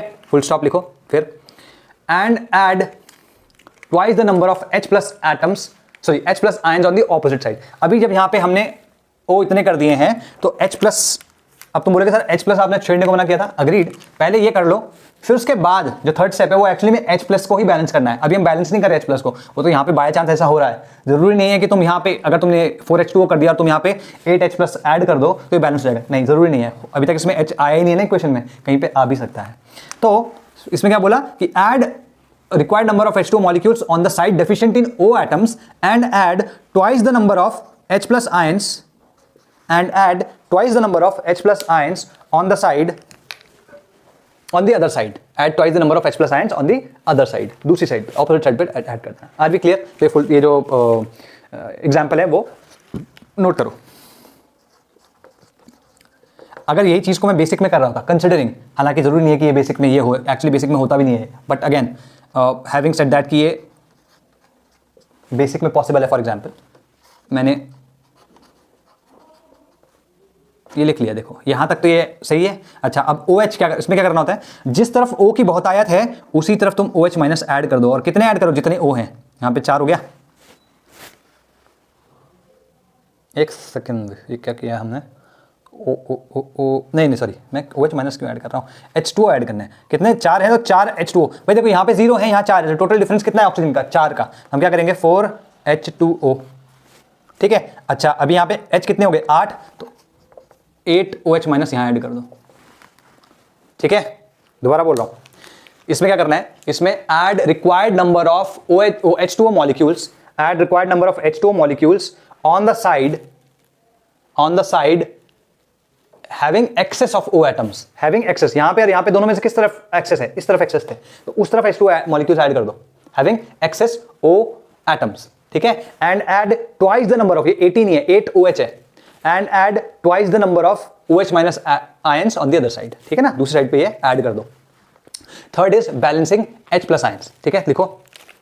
अच्छा एक सेकेंड, इसमें चलो इनफैक्ट में लिखवाऊंगा, पहले ये चीज कर लो, लिखो इसमें balance H atoms using H plus ions, balance H atoms using H plus ions. जैसे यहाँ पे अब H प्लस आयंस जैसे अगर तुम देखो तो इसमें तो है ही ऑलरेडी, चलो मैं इसको लिख ही देता हूँ, थर्ड वाला पॉइंट है ना, balance H atoms using H plus ions, ठीक है। तो जैसे इस वाले में देखो H ऑलरेडी बैलेंस्ड है, इस वाले में देखो तो भी H ऑलरेडी बैलेंस्ड, तो इसमें कुछ करने की जरूरत नहीं है ना, तो उसमें लिख लो बस add required number of H plus ions, add required number of H plus ions on the side deficient in hydrogen, या H जिस साइड में कम है उस तरफ H प्लस आयंस ऐड कर दो, ठीक है, डेफिशिएंट इन H, ठीक क्लियर होगी। इसका एग्जांपल तुम यहाँ से देख ही रहे हो, इसमें तो दोनों में इक्वल है। फोर्थ जो पॉइंट है यहाँ पर चार्ज की बारी आती है, तो यहाँ पर क्या हो गया, एटम्स हो गया, ठीक है, नॉर्मल एटम्स हो गया, फिर O एटम्स हो गया और फिर H एटम्स हो गया, और जो फोर्थ रूल है that is balance charge, balance charge. अब देखो चार्ज बैलेंस करने का मतलब क्या है, क्या प्रोटॉन से बैलेंस करोगे, भाई फ्री चार्ज कौन से होते हैं, नाइट इलेक्ट्रॉन्स ही तो होते हैं, प्रोटॉन्स तो तुम्हारे न्यूक्लियस के अंदर होते हैं। और किसी भी केमिकल रिएक्शन में we do not consider protons, जहां प्रोटॉन्स की बात आ गई वहां पर न्यूक्लियर रिएक्शंस हो जाएंगी, ठीक है। अभी सिर्फ और सिर्फ केमिकल रिएक्शंस की बात हो रही है, तो केमिकल रिएक्शन में हमेशा इलेक्ट्रॉन का एक्सचेंज होगा एट मैक्स, ठीक अगर होगा तो यहाँ पे चार्ज बैलेंस करना है कैसे, जिस तरफ ज्यादा पॉजिटिव चार्ज है या जिस तरफ ज्यादा चार्ज है उस तरफ इलेक्ट्रॉन्स ऐड कर देने उतने जितने ज्यादा चार्ज है, ठीक है। जैसे मान लो इधर इधर जीरो चार्ज का, जैसे इसमें देखो इधर कितना है +8 - 1 मतलब +7 यहाँ पे चार्ज है, और यहाँ कितना +2 है ना, यहाँ पे इधर देख लेते हैं 8H plus MnO4 minus gives Mn2 plus 4H2O। तो अगर तुम देखो यहाँ जीरो चार्ज है, यहाँ +2 है, तो इधर +2 चार्ज है, यहाँ टोटल +7 चार्ज है, तो इसमें उसमें कितना का डिफरेंस है +5 का, तो किधर इलेक्ट्रॉन ऐड होने चाहिए, इधर 5 इलेक्ट्रॉन्स इधर ऐड कर दो, तो यहाँ पर 5 इलेक्ट्रॉन्स ऐड करने पड़ेंगे तुमको, ठीक है। तो उसमें लिखो add required number of electrons on the more positive side और द लेस नेगेटिव साइड, जिस भी तरीके से तुम देखना चाहो, add required number of electrons on the more positive और the less negative side to balance charge, ठीक है। तो यहाँ पे देखो तो सबसे पहले तुमने एटम्स बैलेंस करे, तो मैंने क्या बताया था कि तुम्हें मास या एटम्स बैलेंस करने होंगे, साथ में चार्ज या इलेक्ट्रॉन्स बैलेंस करेंगे, तो तुमने चार्ज भी बैलेंस किया using electrons, getting my point, तो इंपॉर्टेंट है, ठीक है जी। तो अगर तुम इसमें देखो तुम्हारे पास कितने इलेक्ट्रॉन्स ऐड हुए हैं, 5 इलेक्ट्रॉन, ठीक है। तो अगर तुम इस 5 इलेक्ट्रॉन को बात करो तो इसमें ऑक्सीडाइज कौन हुआ था, ये +7 है ना, और ये कितना है +2, तो ऑक्सीडाइज रिड्यूस ये हुआ है, तो रिड्यूस ये हुआ है, तो इसका n फैक्टर, हम कुछ n फैक्टर नाम की चीज होती है वो करेंगे तो ये 5 आएगा। जितने इलेक्ट्रॉन्स इस हाफ रिएक्शन में एडेड है, तो MnO4 के पर आयन 5 इलेक्ट्रॉन एब्जॉर्ब कर रहा है, इसलिए n फैक्टर 5 आया है। यहाँ इसको देखने का दूसरा तरीका भी है। पहली चीज तो ये समझ लो कि एक आयन पर आयन जितने इलेक्ट्रॉन्स एब्जॉर्ब या एमिट किए गए हैं, एब्जॉर्ब या एमिट किए गए हैं, वो इलेक्ट्रॉन्स, दोबारा बोल रहा हूं, क्या बोला था मैं, हाँ, पर आयन जितने इलेक्ट्रॉन्स एब्जॉर्ब या एमिट किए गए हैं वो उसका n फैक्टर होता है ना, ये मैंने यहां लिख लिया। दूसरी चीज अगर तुम देखो उसको दूसरे तरीके से बताना, इसका +7 ऑक्सीडेशन स्टेट था, इसका कितना है +2, डिफरेंस कितना है 7 - 2 5, ये 5 हमने इलेक्ट्रॉन ऐड करे, एक तरीके से इसका ऑक्सीडेशन नंबर घटा के इसने 7 से 2 लिया है, इस तरीके से देखो इसको, ठीक है। अगला जो तरीका होगा उसमें हम इस चीज को यूज करेंगे, लेकिन ये ध्यान रखना है कि अगर एक पर आयन जितने इलेक्ट्रॉन्स ऐड या सब्ट्रैक्ट हो रहे हैं, या इस साइड में ऐड हो रहे हैं या उस साइड में ऐड हो रहे हैं, ठीक है, वो इसका n फैक्टर कहलाएगा, ठीक है। तो n फैक्टर की डेफिनेशन लिख लो, number of electrons n factor, ये जो nf करके लिखा मैंने, इसको n लिख लो, n फैक्टर को n लिख लो nf की जगह, ठीक है, हर जगह n ही लिखा होता है, n फैक्टर, बैलेंस फैक्टर, ऐसे करके कुछ कुछ इसके नाम होते हैं, मैं n फैक्टर बोलता हूं तो मैं n फैक्टर ही लिखवा रहा हूं, और n इसको रिप्रेजेंट करो, तो लिखो नंबर ऑफ इलेक्ट्रॉन्स लॉस्ट और gained, number of electrons lost और गेन्ड पर मोल ऑफ द मॉलिक्यूल और आयन, पर मोल ऑफ द मॉलिक्यूल और आयन बीइंग ऑक्सीडाइज्ड और रिड्यूस्ड। ये इस केस में रिड्यूस हो रहा है, किसी केस में ऑक्सीडाइज भी हो सकता है ना, तो जो ऑक्सीडाइज रिड्यूस हो रहा है उसके पर मोल ऑफ दैट आयन या पर मोल ऑफ दैट मॉलिक्यूल कितने इलेक्ट्रॉन्स दिए या लिए जा रहे हैं, that is your n factor, ठीक है। मैं भी जितनी भी इक्वेशन, जितने भी एग्जांपल्स बताऊंगा उन सब में n फैक्टर कैलकुलेट करवाऊंगा, ठीक है। तो इसको याद करने का तरीका क्या है, AOH कहाँ गया C, तो AOHC ठीक है।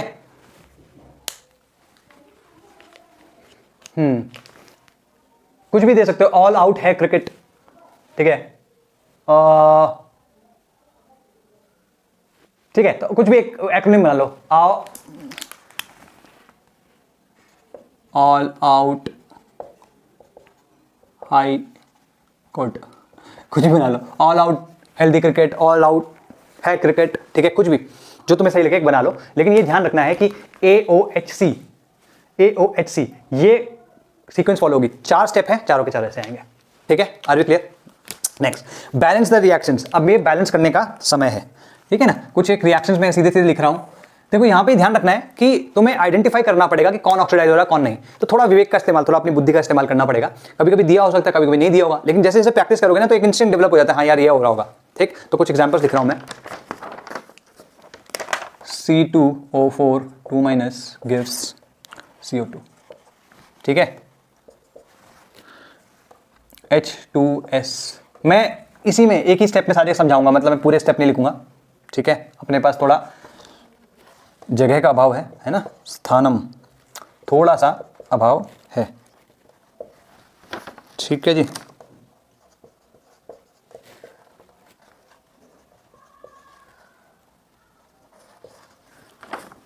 चलो ठीक है जी, चलो पहले इनको कर लेते हैं एक बार, है ना, एक एक करके। सबसे पहले एटम बैलेंस करते हैं, एटम बैलेंस करना मतलब यहाँ 2 है, ऑक्सीजन और हाइड्रोजन के अलावा, कार्बन है ना यहाँ पे, तो इसको 2। Are B clear? ठीक है जी। अब पहला स्टेप हो गया, अब ऑक्सीजन को बैलेंस करो, यहाँ कितने हैं, 4 है, यहाँ पे भी 4 है, ऑक्सीजन भी बैलेंस्ड है। हाइड्रोजन तो यहाँ भी नहीं है, यहाँ भी नहीं, तो बैलेंस करने की कोई जरूरत ही नहीं है, ठीक। अच्छा, फिर चार्ज यहाँ पे कितना है, टोटल चार्ज 2- है और यहाँ 0 है, तो इधर 2 इलेक्ट्रॉन्स ऐड करने पड़ेंगे, तो यहाँ पे क्या हो रहा है, ऑक्सीडेशन हो रहा है यहाँ पे, ठीक है ना। कहाँ है electrons, on the right side, electrons right side में, तो ऑक्सीडेशन हो रहा है। अच्छा, तुम ये कह सकते हो that this is reducing agent, क्योंकि खुद ऑक्सीडाइज हो रहा है, ठीक। चलो, अच्छा, इसमें एन फैक्टर क्या है, एन इक्वल टू, मैंने क्या कहा था, एक आयन या एक मोल आयन पर मोल ऑफ आयन कितने इलेक्ट्रॉन्स लूज या गेन हो रहे हैं। यहां पे देखो 2 इलेक्ट्रॉन पर मोल ऑफ C2O4 2- लूज हो रहे हैं, तो इसका एन फैक्टर 2 आएगा, ठीक है। इसका एन फैक्टर 2 आएगा, ठीक है जी। ये तो तुम्हारा क्लियर हो गया जी। चलो अब बात करते हैं H2S। इसमें अगर तुम देखो हाइड्रोजन के अलावा क्या है, सल्फर, इधर भी सल्फर है, क्या ये फर्स्ट स्टेप बैलेंस है, हाँ भाई ये भी एक है, ये भी एक है, फर्स्ट स्टेप बैलेंस है। O है इसमें, O यहाँ पे भी नहीं, यहाँ पे भी नहीं है, तो छोड़ दो, ठीक। अब H की बात करें, यहाँ H कितने हैं, 2 हैं, इधर कितने हैं, एक भी नहीं, तो यहाँ पे 2H+ कर दो भाई, क्योंकि हमें क्या करना है, H+ से ही तो बैलेंस करना है ना, ठीक है जी। H+ से तुमने बैलेंस कर दिया। अच्छा, अब चार्ज की बात कर लेते हैं कि यहाँ पर चार्ज कितना है भाई, इधर 0 है, तो इधर भी 0 होना जरूरी है, तो इधर पे 2 इलेक्ट्रॉन्स ऐड कर दो, तो यहाँ पर भी ऑक्सीडेशन हो रहा है, ठीक है। 2 इलेक्ट्रॉन्स इधर भाई, तभी तो 0 होगा ना, ये इधर भी 0, तो इधर भी 0 होना जरूरी है। अच्छा, यहाँ ऑक्सीडेशन हो रहा है। एन फैक्टर की बात करो, यहाँ पर एन फैक्टर कितना आएगा, N = 2 ही तो आएगा, क्योंकि 2 इलेक्ट्रॉन्स इसने पर मॉलिक्यूल, सॉरी पर मोल ऑफ H2S लूज किए हैं। गेटिंग माई पॉइंट, ठीक है जी। Third is NO3- getting converted into NH3। सबसे पहले N की बात करते हैं, N क्या बैलेंस है, कूल, तो first is done. Second is O। Okay, अगर मैं बात करूं तो यहां पर कुछ नहीं दिया। अच्छा, ये चीज भी बोल देता हूं, जब कभी कुछ ना दिया हो, तो assume acidic medium if not given specifically. अगर दिया नहीं है ना, तो क्या यूज अज्यूम करना है कि एसिडिक मीडियम ही होगा। तो यहां पर हमें दिया नहीं, हम H+ एसिडिक मीडियम अज्यूम करेंगे। तो एसिडिक मीडियम जब होता है, तो जिस तरफ O बहुतायत में होते हैं या जिस तरफ O कमी होती है, उस तरफ हम उतनी H2O ऐड कर देते हैं। यहाँ पे देखो 3 O है, यहाँ पे 0 है, तो टोटल 3 की कमी है ना यहाँ पे, तो हम यहाँ पे 3H2O ऐड कर देंगे, ठीक है। और साथ में हम यहाँ पर 6H+ भी ऐड कर देंगे। यही बोला था ना हमने कि जितनी यहाँ करोगे उसके जस्ट ऑपोजिट में उसके डबल H+ आयंस ऐड कर देना, ठीक है। तो यहाँ पर O भी चला गया। अब H की बात करते हैं। H यहाँ पे कितने हैं, 6 हैं। यहाँ कितने हैं भाई, 3 और 3 दूनी 6, तो 6 और 3 9, और यहाँ कितने हैं 6, तो इसका मतलब इसमें 3 और ऐड कर दो, तो यहाँ 9 हो जाएगा। क्लियर होगी बात? तुमको के साथ 6H लिखा था वो, अग्रीड, 6H+ ले यार, तुम ऐसा कर लो 3H+, ठीक है। 3 किसकी वजह से है, ये बैलेंसिंग की वजह से। अच्छा, अब लास्ट चीज क्या है, चार्ज, है ना। High cricket, half cricket, half cutting, what ever, all out half all out है क्रिकेट सी बचता है, तो सी चार्ज की हम बात करें तो यहाँ कितना है +9 -1, यहाँ तो +8 चार्ज है, और यहाँ कितना है भाई, ये भी 0 है, ये भी 0 है, तो इधर अगर +8 है तो इधर भी इलेक्ट्रॉन्स भी इधर ऐड ही होने चाहिए, तो यहाँ पे क्या आएगा 8 इलेक्ट्रॉन्स, 8 इलेक्ट्रॉन्स ऐड हो रहे हैं, किधर ऐड हो रहे हैं, लेफ्ट हैंड साइड पे, तो हम क्या कहेंगे ये रेड है, ये भाई साहब रिडक्शन है।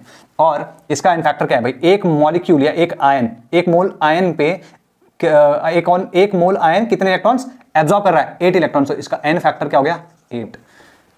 क्लियर होगी बात, ठीक है जी। H2O3 को अगर हम देखें सेम ऑक्सीजन के अलावा और बाकियों को मैं बैलेंस करता हूं, कितना आएगा, ये आएगा 2 2 4 हो गया, ये भी 4 हो गया, O कितने हो गए, अब एक बार वो बैलेंस हो गया तो O देखो 3 दूनी 6 ऑलरेडी है, तो ऑक्सीजन भी बैलेंस्ड है, हाइड्रोजन तो दोनों साइड है ही नहीं, तो हाइड्रोजन बैलेंस करने की कोई जरूरत है ही नहीं। ठीक, अब लास्ट है चार्ज, तो चार्ज देख लो इधर कितना है भाई, 3 दूनी 6, तो ये सॉरी 2 दूनी 4 -4 इधर चार्ज है, यहाँ पे -2 चार्ज है, तो यहाँ पे 2 इलेक्ट्रॉन्स ऐड कर दो।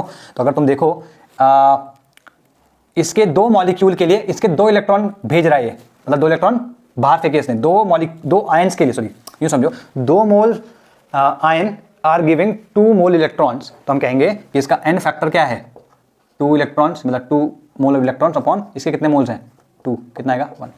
यहाँ पे अगर तुम देखो इसके कितने मोल थे 1, और इलेक्ट्रॉन कितने थे, तो एन फैक्टर कैसे लिख सकते हो 2/1, इसको लिख सकते हो 2/1,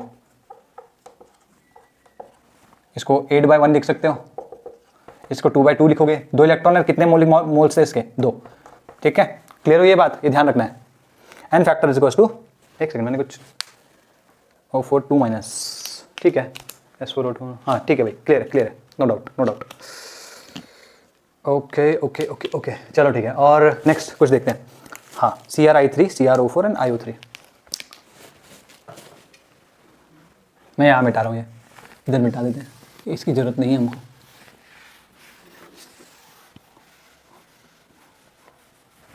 ठीक है, तो ये है CrI3, ठीक है, इसको ठीक है CrO4 2 माइनस, CrO4 2 माइनस और IO3 माइनस, ठीक है, इसमें कन्वर्ट किया गया है, ये काफ़ी अच्छा है क्योंकि काफ़ी बड़ा रहेगा, इसके अलावा तो कुछ नहीं है। चलो वेरी गुड, तो यहाँ पर हमारे पास O के और H के अलावा कौन कौन है, क्रोमियम है और आयोडीन है। ठीक है, क्रोमियम है और आयोडीन, क्रोमियम को बैलेंस करते हैं, सबसे पहला स्टेप क्या है, एटम्स को बैलेंस करना, क्रोमियम को बैलेंस करो 1 है, ठीक है भाई क्लियर है। अच्छा आई कितने 3 है, यहाँ पे कितना दिखा रहा है 1, तो इसको 3 से सीधे मल्टीप्लाई कर दो। सबसे पहले एटम्स को हमने बैलेंस कर दिया, which are apart from O and H, cool, first step हो गया जी। O की बात करते हैं, O इधर कितने हैं, अच्छा यहाँ पर इसने कोई मीडियम तो नहीं दिया ना, अच्छा यहाँ पर मीडियम OH माइनस है, ठीक है, यहाँ OH माइनस मीडियम है, ये बेसिक मीडियम में हुआ है, तो बेसिक मीडियम का रूल क्या बताया था मैंने, वो बताते देखो। यहाँ कितने है 4 और यहाँ कितने 3 3 9 9 और 4 13 है यहाँ पे। तो मैंने क्या बताया था कि अगर बेसिक मीडियम हुआ तो जिस तरफ O ज़्यादा है उस तरफ उतने ही H2O ऐड कर दो जितने ज़्यादा O है, यहाँ 0 है यहाँ 13 है, तो यहाँ 13 ज़्यादा है, तो तुम 13 H2O यहाँ पर ऐड कर दोगे। अगर तुम यहाँ पे 13 H2O ऐड करोगे तो उतने इसके जस्ट डबल OH माइनस तुमको इधर ऐड करना पड़ेगा, कितना 26 OH minus, just double. Are we clear, ठीक है। अब O की बात करो, कितने हैं 4 9 4 13 13 और 13 26 यहाँ पे है, क्लियर। तो सेकंड स्टेप भी हो गया भाई, है ना। अब H की बात कर लो, H इधर कितने हो गए H 26 H हो गए, यहाँ 13 दूनी 26, तो H भी बैलेंस हो गया जी, वेरी गुड, अपने आप से हो गया। हालांकि हर बार नहीं होगा, कभी कभी हो जाएगा, तो बी हैप्पी अबाउट इट।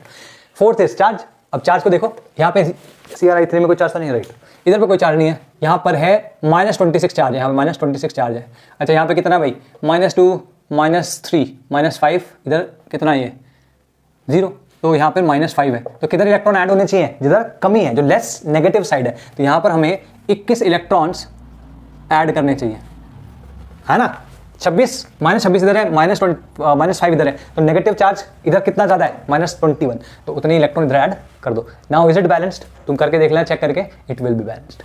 ठीक है, अब एन फैक्टर की बात कर लेते हैं। एन फैक्टर किसका है, कौन इसमें ऑक्सीडाइज हुआ है, इलेक्ट्रॉन इधर आए ना, ऑक्सीडेशन हुआ है, इधर कौन ऑक्सीडाइज हुआ है, ये दिस हैज बीन ऑक्सीडाइज। इसमें क्रोमियम और आयोडीन दोनों के दोनों ऑक्सीडाइज हुआ। अगर तुमको यकीन नहीं हो रहा, यहाँ पे देखो ये +3 स्टेट में है और यहाँ पे +6 स्टेट में, तो क्रोमियम तो ऑक्सीडाइज हो ही रहा है, तो दिख रहा है। आयोडीन यहाँ पे -1 स्टेट में है और यहाँ पर +5 स्टेट में है, तो तुम देख रहे हो कि आयोडीन भी यहाँ पर ऑक्सीडाइज हो रहा है। तो यहाँ पर 21 इलेक्ट्रॉन्स अगर आए हैं, इसका मतलब इसका एन फैक्टर जो है वो 21/1 होगा। ठीक है, आर बी क्लियर? कूल, चलो जी, ठीक है। नेक्स्ट CrO7, Cr2O7, ठीक है। नेक्स्ट सिंपल सा है, Cr2O7, okay, 2 minus gives Cr3+, ये है। चलो जी, इसको करना है बैलेंस, अगेन सेम चीज़, यहाँ पे कुछ दिया नहीं है तो ये H+ मान लिया हमने, यहाँ पे 2 है तो इधर भी 2 ने मांगते हैं, क्या क्रोमियम बैलेंस है? ठीक है। ऑक्सीजन की बात करो, यहाँ 7 है, H+ है तो इधर किधर ऐड होगा? जिधर डेफिशिएंट होंगे, कितने H2O ऐड होंगे? 7 H2O ऐड हो जाएंगे। आर भी क्लियर? अच्छा, ऑक्सीजन भी बैलेंस हो गया जी। H+ देखो यहाँ कितने हैं? 14 हैं, क्या इधर है? नहीं, तो यहाँ पे 14 H+ कर दो ऐड, H भी ऐड हो गए बैलेंस। अब इलेक्ट्रॉन्स की बात करो या चार्ज की बात करो, यहाँ किधर है? 14 माइनस 2 12, प्लस 12 इधर है, यहाँ +6 है तो इधर पे, एक सेकंड, +6 है तो ये +6 इलेक्ट्रॉन्स इधर ऐड कर देंगे, मतलब भाई यहाँ +12 है, यहाँ +6 है, तो डिफरेंस कितने का? +6 का, यहाँ 6 इलेक्ट्रॉन्स ऐड कर देंगे तो ये बैलेंस हो जाएगी। आर भी क्लियर? तो देखो धीमे धीमे करके समझ में आने लगा होगा कि कैसे कैलकुलेट करना है। अब यहाँ पे देखो Cr2O7, 1 मोल आयन के लिए 6 इलेक्ट्रॉन्स चाहिए, तो इसका इन फैक्टर कितना होगा? इसका इन फैक्टर विल बी 6/1, ठीक है जी। आर भी क्लियर? एन फैक्टर कभी भी नेगेटिव नहीं होता, पॉजिटिव ही होगा वो हमेशा, चाहे इलेक्ट्रॉन्स लूज करो चाहे गेन करो, ठीक है। Okay, let's take another example, H2O2, ये बहुत इंपॉर्टेंट एग्जांपल है H2O2 वाला, क्योंकि ये ऑक्सीडाइज भी होता है, रिड्यूस भी होता है, तो दोनों देखेंगे हम इसका।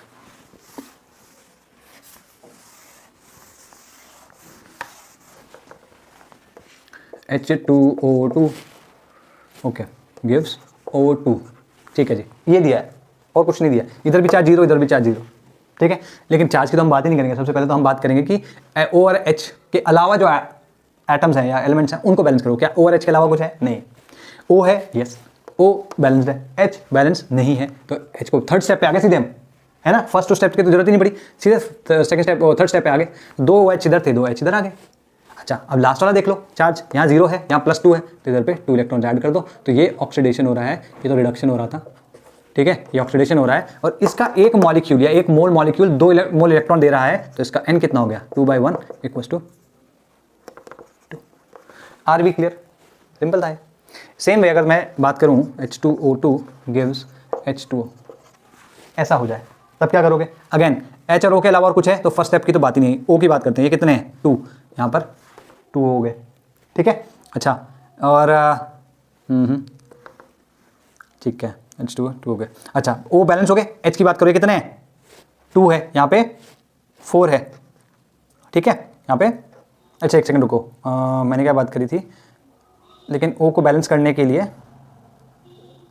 मतलब अलग से H2, वैसे भी H2 अगर तुम ऐड कर दे तो भी कोई प्रॉब्लम नहीं थी, बट अगेन इसको 2H2O कर दिया तुमने, ठीक, और H को बैलेंस करने के लिए क्या होगा? यहाँ पे 2H+ ऐड कर दोगे, और है ना, कितने हो गए? 4H, तो H भी बैलेंस हो गया, O भी बैलेंस हो गया, और बाकी कुछ तो था ही नहीं, तो 3 स्टेप हो गए। अब चार्ज की बात करो, चार्ज में यहाँ पे कितना है? +2 चार्ज है, यहाँ 0 चार्ज है, तो यहाँ पे 2 इलेक्ट्रॉन्स अगर तुम ऐड कर दो तो तुम्हारा ये आ गया। तो यहाँ पे H2O2 के लिए अगर तुम ध्यान से देखो, ये इंपॉर्टेंट है भाई, ये ना ऐसे मार्क कर लेना, ठीक है। यहाँ पर क्या हो रहा है? रिडक्शन हो रहा है पहली बात तो, और यहाँ पे 2 इलेक्ट्रॉन्स ऐड हुए हैं, है ना, पर मॉलिक्यूल ऑफ दिस, तो इसका एन फैक्टर क्या आएगा? इसका एन फैक्टर क्या आएगा? 2/1, ठीक है। तो क्लियर होगी बात? ये ध्यान रखना है कि ऑक्सीडाइज होते हुए क्या हो रहा होगा, रिड्यूस होते हुए क्या हो रहा होगा। अगर मैं इन दोनों को ऐड कर देता हूँ, चलो मैं तुम्हें एक ये डिस्प्रोपोर्शनेशन वाला है, मैं इसको ऐड भी करा देता हूँ, तुम इस दोनों को ऐड कर दो तो क्या हो जाएगा? यहाँ पे अगर यहाँ देखो H2O2 + H2O2 गिव्स O2, ये 2H+ और 2 इलेक्ट्रॉन्स कट गया दोनों तरफ से, तो ये डिस्प्रोपोर्शनेशन की रिएक्शन है तुम्हारी H2O2 की, बहुत इंपॉर्टेंट है, याद रखनी है, ठीक है। मैं पहले भी करवाई चुका हूँ डिस्प्रोपोर्शनेशन वाले पार्ट में। Cool, let's take a look at others, जैसे FeS2,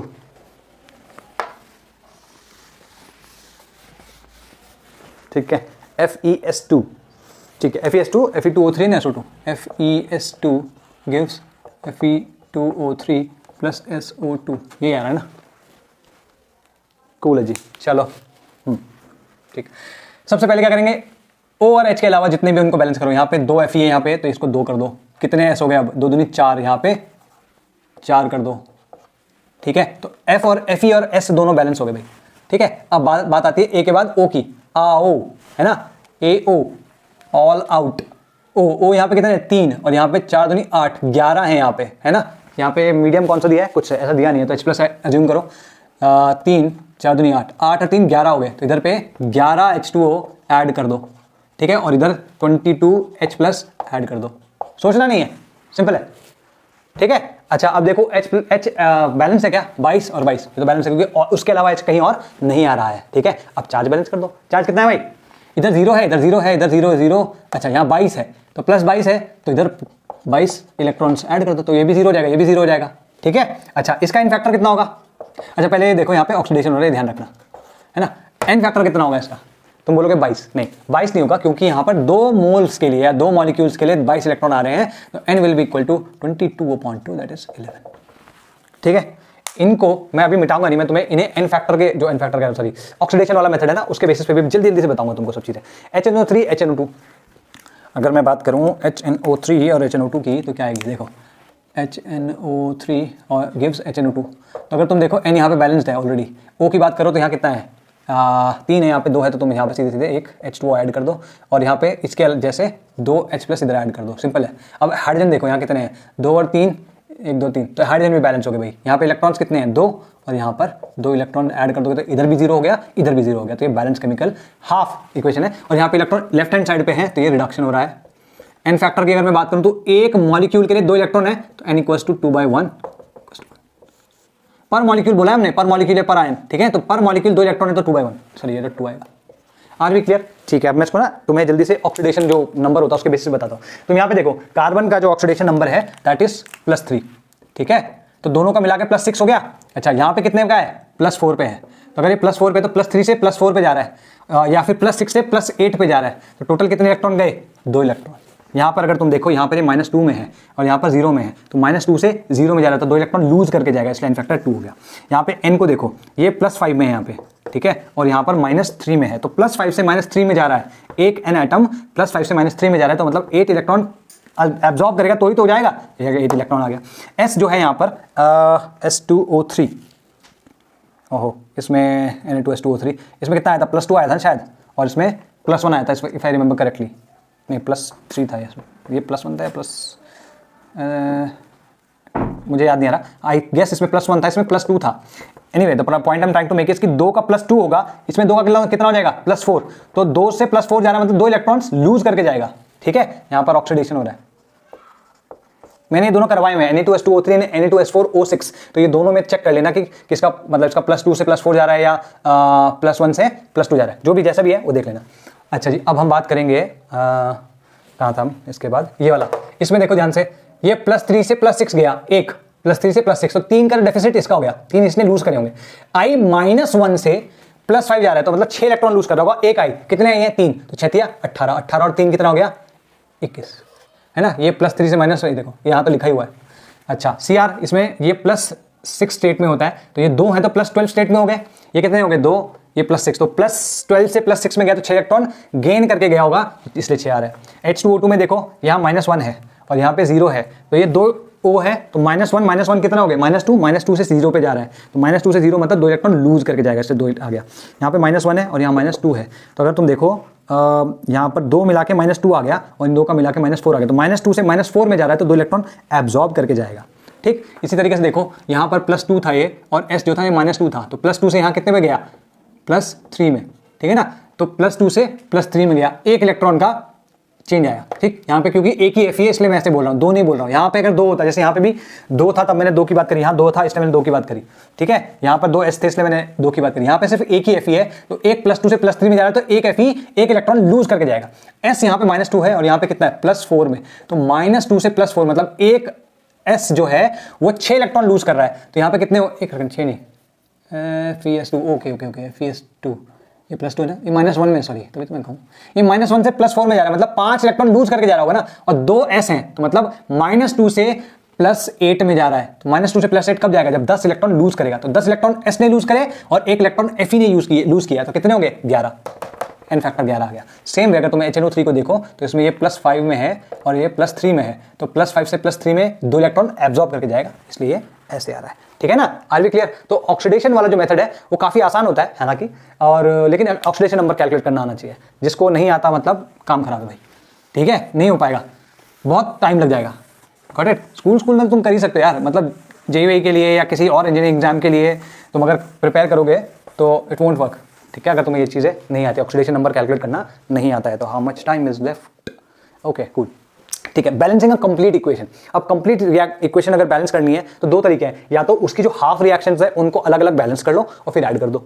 ठीक है, तो जैसे एग्जांपल के तौर पे ये जो मैंने तुम्हें बताया इसी मेथड से करते हैं। H2S HNO3, ठीक है, तुम्हें ये एक पूरी इक्वेशन दी है H2S प्लस HNO3, ठीक है ना, ऐसे दिया हुआ है और कहा है कि जो तुम्हारे प्रोडक्ट्स हैं वो S प्लस NO है। ठीक है जी, तो इसमें क्या करना है तुमको देखना चाहिए कि कौन कौन से ऑक्सीडाइज या रिड्यूस हो रहे हैं। अगर तुम देखो -2 से S में जा रहा है, ये कितना है 0 में, और यहाँ N+5 से यहाँ +2 में जा रहा है। ठीक है, तो अगर हम देखें तो ये कम हो रहा है तो रिड्यूस हो रहा है, ये ऑक्सीडाइज हो रहा है। ठीक है, ऐसे लिख सकते हो तुम H2S गिव्स S और HNO3 गिव्स NO। ठीक है, तो तुम इसको दोनों को बैलेंस कर लो। अब कैसे करोगे, ये S हो गया, ये S हो गया, H2S वाला हम ऑलरेडी बैलेंस कर चुके हैं ना, चलो ठीक है, इसको दोबारा ही कर लेते हैं। इसमें देखो S बैलेंस्ड है, A हो चुका है, एटम हो चुका है, ऑक्सीजन है नहीं, सीधे H पे आ जाओ, तो इधर 2H है तो यहाँ पर भी 2H प्लस कर दो, इधर 0 चार्ज है तो इधर भी 0 चार्ज होने को मांगता है। इधर HNO3 को देखो, ये प्लस N बैलेंस्ड है, O कितने हैं 3, तो यहाँ पर ये एक O है तो 2 H2O ऐड कर दो। ठीक है, क्योंकि H प्लस ऑलरेडी इसमें है, H2O इसमें ऐड करोगे, ठीक है, तो इधर पे 4 H प्लस इधर डालने हैं। ठीक है ना, 4 H प्लस है, ठीक है, 4H 2H2O 4H प्लस, यहाँ कितने हो गए 5 और यहाँ पे 4, तो इधर कितना है, क्या करोगे, ठीक है, एक H प्लस ऐड कर दो। हालांकि तुम अगर नहीं भी ऐड करो या तुम इसको हटा के क्या कर सकते हो, 3 कर सकते हो, ये 3H प्लस हो जाएगा। आर भी क्लियर, ये 3H प्लस हो जाएगा और HNO3 NO वो भी बैलेंस हो गया। चार्ज की बात करो, यहाँ 3H प्लस है, इधर 0 है या +3 है, तो यहाँ पे +3 इलेक्ट्रॉन्स कर दो। ठीक है, क्लियर होगी बात। और जब कभी भी ऐड करेंगे तो कैसे ऐड करेंगे, मैंने तुम्हें बताया था इलेक्ट्रॉन्स को एलिमिनेट करते हुए ऐड करो। यहाँ 3 इलेक्ट्रॉन है, यहाँ 2 इलेक्ट्रॉन है, अगर मैं इस पूरी इक्वेशन को 3 से मल्टीप्लाई कर दूं और इस पूरी इक्वेशन को 2 से मल्टीप्लाई कर दूं तो यहाँ 6 इलेक्ट्रॉन्स आ जाएगा, यहाँ पर भी 6 इलेक्ट्रॉन्स आ जाएगा। इनको ऐड करोगे तो फाइनल इक्वेशन क्या आएगी, 3H2S प्लस 2HNO3। ठीक है, अच्छा ये कितना आएंगे 6H प्लस और 6 इलेक्ट्रॉन्स, 6H प्लस 6 इलेक्ट्रॉन्स, और यहाँ क्या 3 दूनी 6 और 3 दूनी 6, तो चलो ठीक है ऐड कर लेते हैं 6H प्लस 6 इलेक्ट्रॉन्स, और ये कितना आएगा 3S plus 6H plus 6 electrons plus 2NO plus 4H2O, ये आएगा। देखो अब देखो H प्लस और 6 इलेक्ट्रॉन्स, H प्लस और 6 इलेक्ट्रॉन दोनों तरफ से कट गया, हम कह सकते हैं 3H2S plus 2HNO3 3S plus 2NO plus 4H2O, ये तुम्हारी बैलेंस्ड केमिकल इक्वेशन है। और अगर तुम इसमें ध्यान से देखो तो ना इसमें कोई चार्ज है, क्योंकि इनिशियली कोई चार्ज भी नहीं था, है ना, जरूरी नहीं कि इनिशियली कोई चार्ज नहीं है तो फाइनली भी नहीं हो, बट इसमें कोई चार्ज नहीं है, दूसरा इसमें कोई इलेक्ट्रॉन भी नहीं है, मतलब H प्लस भी नहीं है, इलेक्ट्रॉन भी नहीं है। Getting my point, this is how you do it. दूसरा वाला मैंने क्या कहा था, बैलेंसिंग दी ऑक्सीडेशन नंबर, मतलब अगर balancing the redox reaction using oxidation number method, तो ऑक्सीडेशन नंबर मेथड में मैं 2 क्वेश्चन कराऊंगा और दोनों के बेसिस पे तुम्हें उनके स्टेप्स लिखवा दूंगा। ठीक है, क्वेश्चंस के बेसिस पे करा देंगे उसको, ज़्यादा उसमें सर खपाने की जरूरत नहीं है। ठीक है, क्योंकि ये वाला जो तरीका मैं अब बता रहा हूँ ये ज़्यादा आसान है, बशर्ते मतलब कंसिडरिंग अज्यूमिंग प्रिज्यूमिंग दैट कि तुम्हें ऑक्सीडेशन नंबर अच्छे से कैलकुलेट करना आता है, you can do that in your head even. ठीक है, तो KMNO4 की बात करते हैं। जैसे मान लो हमारे पास ये क्वेश्चन है KMNO4 और यहाँ पे है H2C2O4, ये है, ठीक है, ये क्या दे रही है हमको K2O plus MNO plus CO2 plus H2O, ऐसा दिया हुआ आपने को बोला ये, ठीक है, ये तुमको इक्वेशन दे दिया। ठीक है, तो इसमें हाफ हाफ करने की जरूरत नहीं है, बिना हाफ करे भी मैं बता सकता हूँ। सबसे पहले क्या करना है, आइडेंटिफाई करना है कौन से ऑक्सीडाइज हो रहा है और कौन सा रिड्यूस हो रहा है। तो अगर तुम ध्यान से देखो यहाँ पर K है, MN है, O है, H और C है, इसके अलावा और कुछ है K MN O H C, O और H को हटा दो एक बारी के लिए, कौन कौन से बचे K MN C बचे। K का क्या होता है, फिक्स होता है, उसका कोई चेंज इन ऑक्सीडेशन स्टेट नहीं होता। ठीक, तो यहाँ पर भी +1 रहेगा, यहाँ पर भी +1 रहेगा, तो भूल जाओ। तो यहाँ पे O, H और K ये तीनों के तीनों कंटेंडर्स नहीं है, बचे कौन कौन से, MN बचा और C बचा।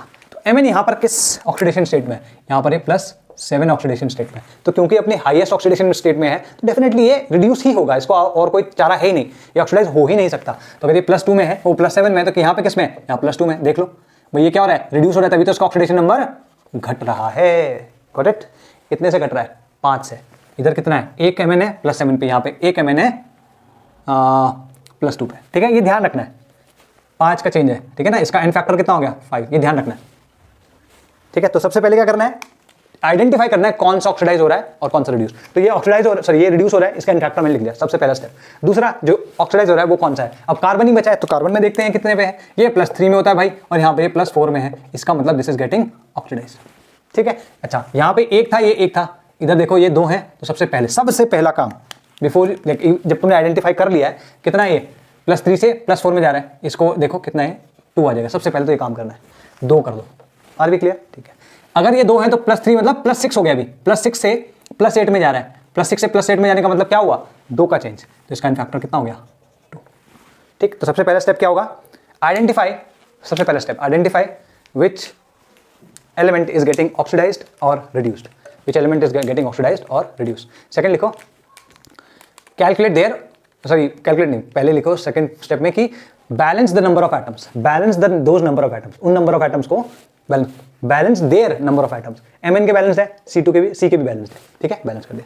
थर्ड स्टेप लिखो calculate their n factors, calculate their n factors, इनके एन फैक्टर्स को कैलकुलेट कर लो। ठीक, चौथा स्टेप लिखो कि जिसमें ये एटम्स हैं, सॉरी जिसमें ये एटम्स हैं उनको बैलेंस करना है। कैसे बैलेंस करना है, देखो ये 2 है और ये 5 है, ठीक है, ये रिड्यूस हो रहा है, ये ऑक्सीडाइज हो रहा है, इसको क्या करना है, जिसके सामने वाला ये अगर रिड्यूस हो रहा है, इसका इनफैक्टर 5 है, तो इसके दूसरे वाला जो दूसरा है जो कि ऑक्सीडाइज हो रहा है, उसको 5 से मल्टीप्लाई कर दो। और जो ये है, अगर इसका इनफैक्टर 2 है तो इसको 2 से मल्टीप्लाई कर दो। ठीक है, तो जो ये है ये 5 से मल्टीप्लाई कर दो और इसको 2 से मल्टीप्लाई कर दो। ठीक है, आर भी क्लियर? ये क्लियर रखना है, ये 5 से मल्टीप्लाई हुआ, ये 2 से, तो फोर्थ वाले स्टेप में लिख सकते हो मल्टीप्लाई द 2 एंटिटीज, या स्पीशीज लिखो, not entities, species with multiply the 2 entities, species with the n factor of the opposite species, मतलब इसको इसके n factor से मल्टीप्लाई करो तो इसको इसके n factor से मल्टीप्लाई कर दो। अब फिर से दोबारा इनको बैलेंस करना है। फिर से दोबारा कैसे बैलेंस करो, देखो यहाँ पे 2 K है, चलो यहाँ तो 2 ये बैलेंस है, 2 Mn है, 2 अगर Mn है तो हम क्या करेंगे, इसको 2 Mn कर देंगे। Are we clear? ठीक है, अब ये 5वां स्टेप बता रहा हूँ, again balance all the atoms except for ONH, ये 5th स्टेप है, balance all the atoms except for ONH। तो यहाँ पे K बैलेंस हो गया, Mn बैलेंस हो गया, अच्छा O की तो भी बात नहीं है, H की भी बात नहीं है, C 5 दूनी 10, तो यहाँ कितना हो जाएगा, ये टोटल 10। आर भी क्लियर? ये 5 2 10 था, यहाँ 10 हो जाएगा। इतना क्लियर होगी बात? ठीक है, अब जब यहाँ पर तुम्हारा सब कुछ बैलेंस हो गया है, अब बात आती है O पे और H पे। सबसे पहले O को बैलेंस करना है। O को कैसे करोगे, देखो भाई यहाँ पे कितना है, 4 दूनी 8 है, और यहाँ कितना हो गया, 5 चको 20, तो 28 हो चुके हैं। हालांकि अगर तुम देखोगे तो 5 चौक 20 यहाँ पे 20 है, और ये 10 × 2 20 इधर ऑलरेडी आ चुका है। बट अगेन इधर कितना है, 20 और 8 28, इधर कितना है, 1 2 नहीं, 2 नहीं, 1 और 3 यहाँ हो गए, और 20 यहाँ हो गए, तो 23 यहाँ हो गए। अगर मैं इसमें 5 ऐड कर दूं, मतलब इसको 5 कर दूं, तो 28 जाएंगे टोटल हो, तो मैं इसको 5 कर दूं, टोटल 28 हो गए। अभी देखो 1 2 3 और 20 23 और 5 28, तो 28 इधर O इधर हो गए, 28 O इधर हो गए। ठीक है, अच्छा जब हम O ऐड कर रहे हैं, अब इसके बाद H की बात करो। हालांकि यूजुअली ऐसा होता है कि जब तुम O बैलेंस करते हो तो H भी बैलेंस हो जाता है।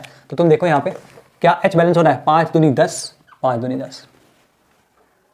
ठीक है, और कोई चार्ज अलग से है नहीं, चार्ज यहाँ पे भी 0, चार्ज यहाँ पे भी 0, तो you don't have to go. तो चारों 5 स्टेप मैंने जो बताए उसमें लिखो, जो छठा स्टेप 5वां या छठा स्टेप जो है उसमें लिखो add number of H2O atoms, add the number of H2O atoms, या add the required number of H2O atoms on the side deficient in O, deficient in O।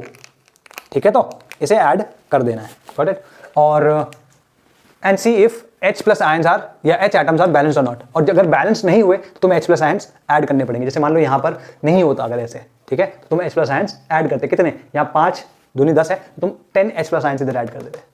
ठीक है, हालांकि तुम ऑलरेडी देख रहे हो कि यहाँ पर कोई चार्ज नहीं है, और ये ध्यान रखना है बैलेंस नहीं, अगर कंप्लीट रिएक्शन है, हाफ नहीं है, कंप्लीट रिएक्शन है, तो कभी भी इलेक्ट्रॉन्स नहीं दिखेंगे, कभी भी चार्ज का इम्बैलेंस नहीं होगा, कभी भी इलेक्ट्रॉन्स नहीं दिखेंगे, कभी चार्ज का इम्बैलेंस नहीं होगा। तो इलेक्ट्रॉन्स दिखना कोई ज़रूरी नहीं है।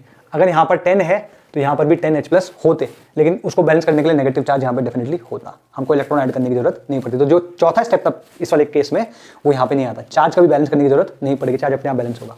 ठीक, ओके, ठीक है, यार देखते हैं FeSO4 K2Cr2O7।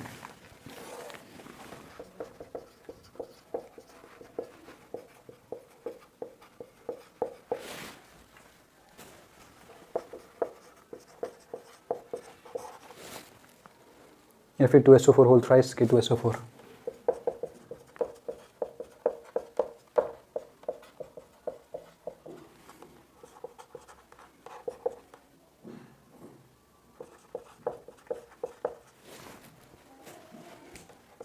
हालांकि यहाँ पे जैसे H2 दिया है, नहीं भी दिया हो तो भी तुम कर सकते हो। अब ध्यान ध्यान से देखो, इसमें Fe है, S है, K है, Cr है और O है और H है।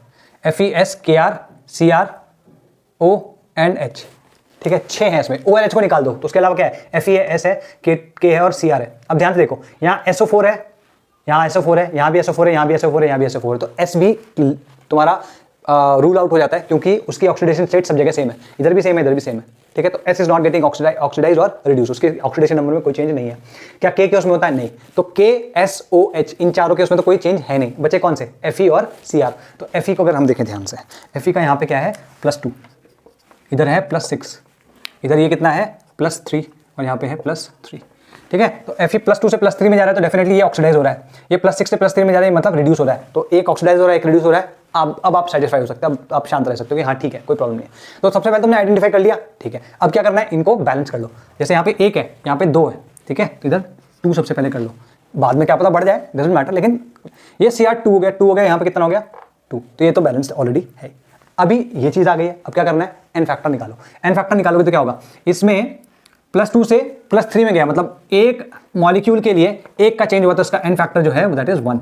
अच्छा, यहाँ पे +6 एक का है लेकिन यहाँ 2 हैं एक साथ, तो यहाँ +12 हुआ, यहाँ +12 हुआ, इधर क्या है 2 है +3 में, तो +6 हो गया, तो +12 से +6 में गया मतलब 6 का चेंज आया, तो एन फैक्टर इसका 6 है। तो तुम क्या करोगे, ठीक है, इसको बेसिकली 6 से मल्टीप्लाई करोगे, इसको 6 से मल्टीप्लाई कर दो, ये तो 1 से हो गई है ना, इसको 6 से मल्टीप्लाई, अगर ये 6 से मल्टीप्लाई हुआ तो ये 3 हो जाएगा, ठीक है। आर भी क्लियर? तो यहाँ पर Cr भी बैलेंस हो गया, Fe भी बैलेंस हो गया, एन फैक्टर से हमने जो मल्टीप्लिकेशन करना था वो भी हो गया, ठीक है। चलो जी, अब Fe और Cr के अलावा औरों को देख लेते हैं वो बैलेंस है कि नहीं। क्या K बैलेंस है, K2 है और K2SO4 है, तो 2 ही यहाँ पे हैं, 2 यहाँ पे, तो K भी बैलेंस्ड है। SO4 की बात करो, यहाँ 6 SO4 है, इसका पता नहीं अपने को, 6 तो है, 7 हो गए टोटल यहाँ पे, यहाँ कितने हो गए, 3 3 9 10 और 3 10 और 3 13, तो अगर 13 यहाँ पे हैं और यहाँ पे कितने थे 6 और 7, तो 6, इसको अगर मैं 7 कर दूं तो बैलेंस हो गए, 13 यहाँ पे हैं, 13 यहाँ पे हो गए।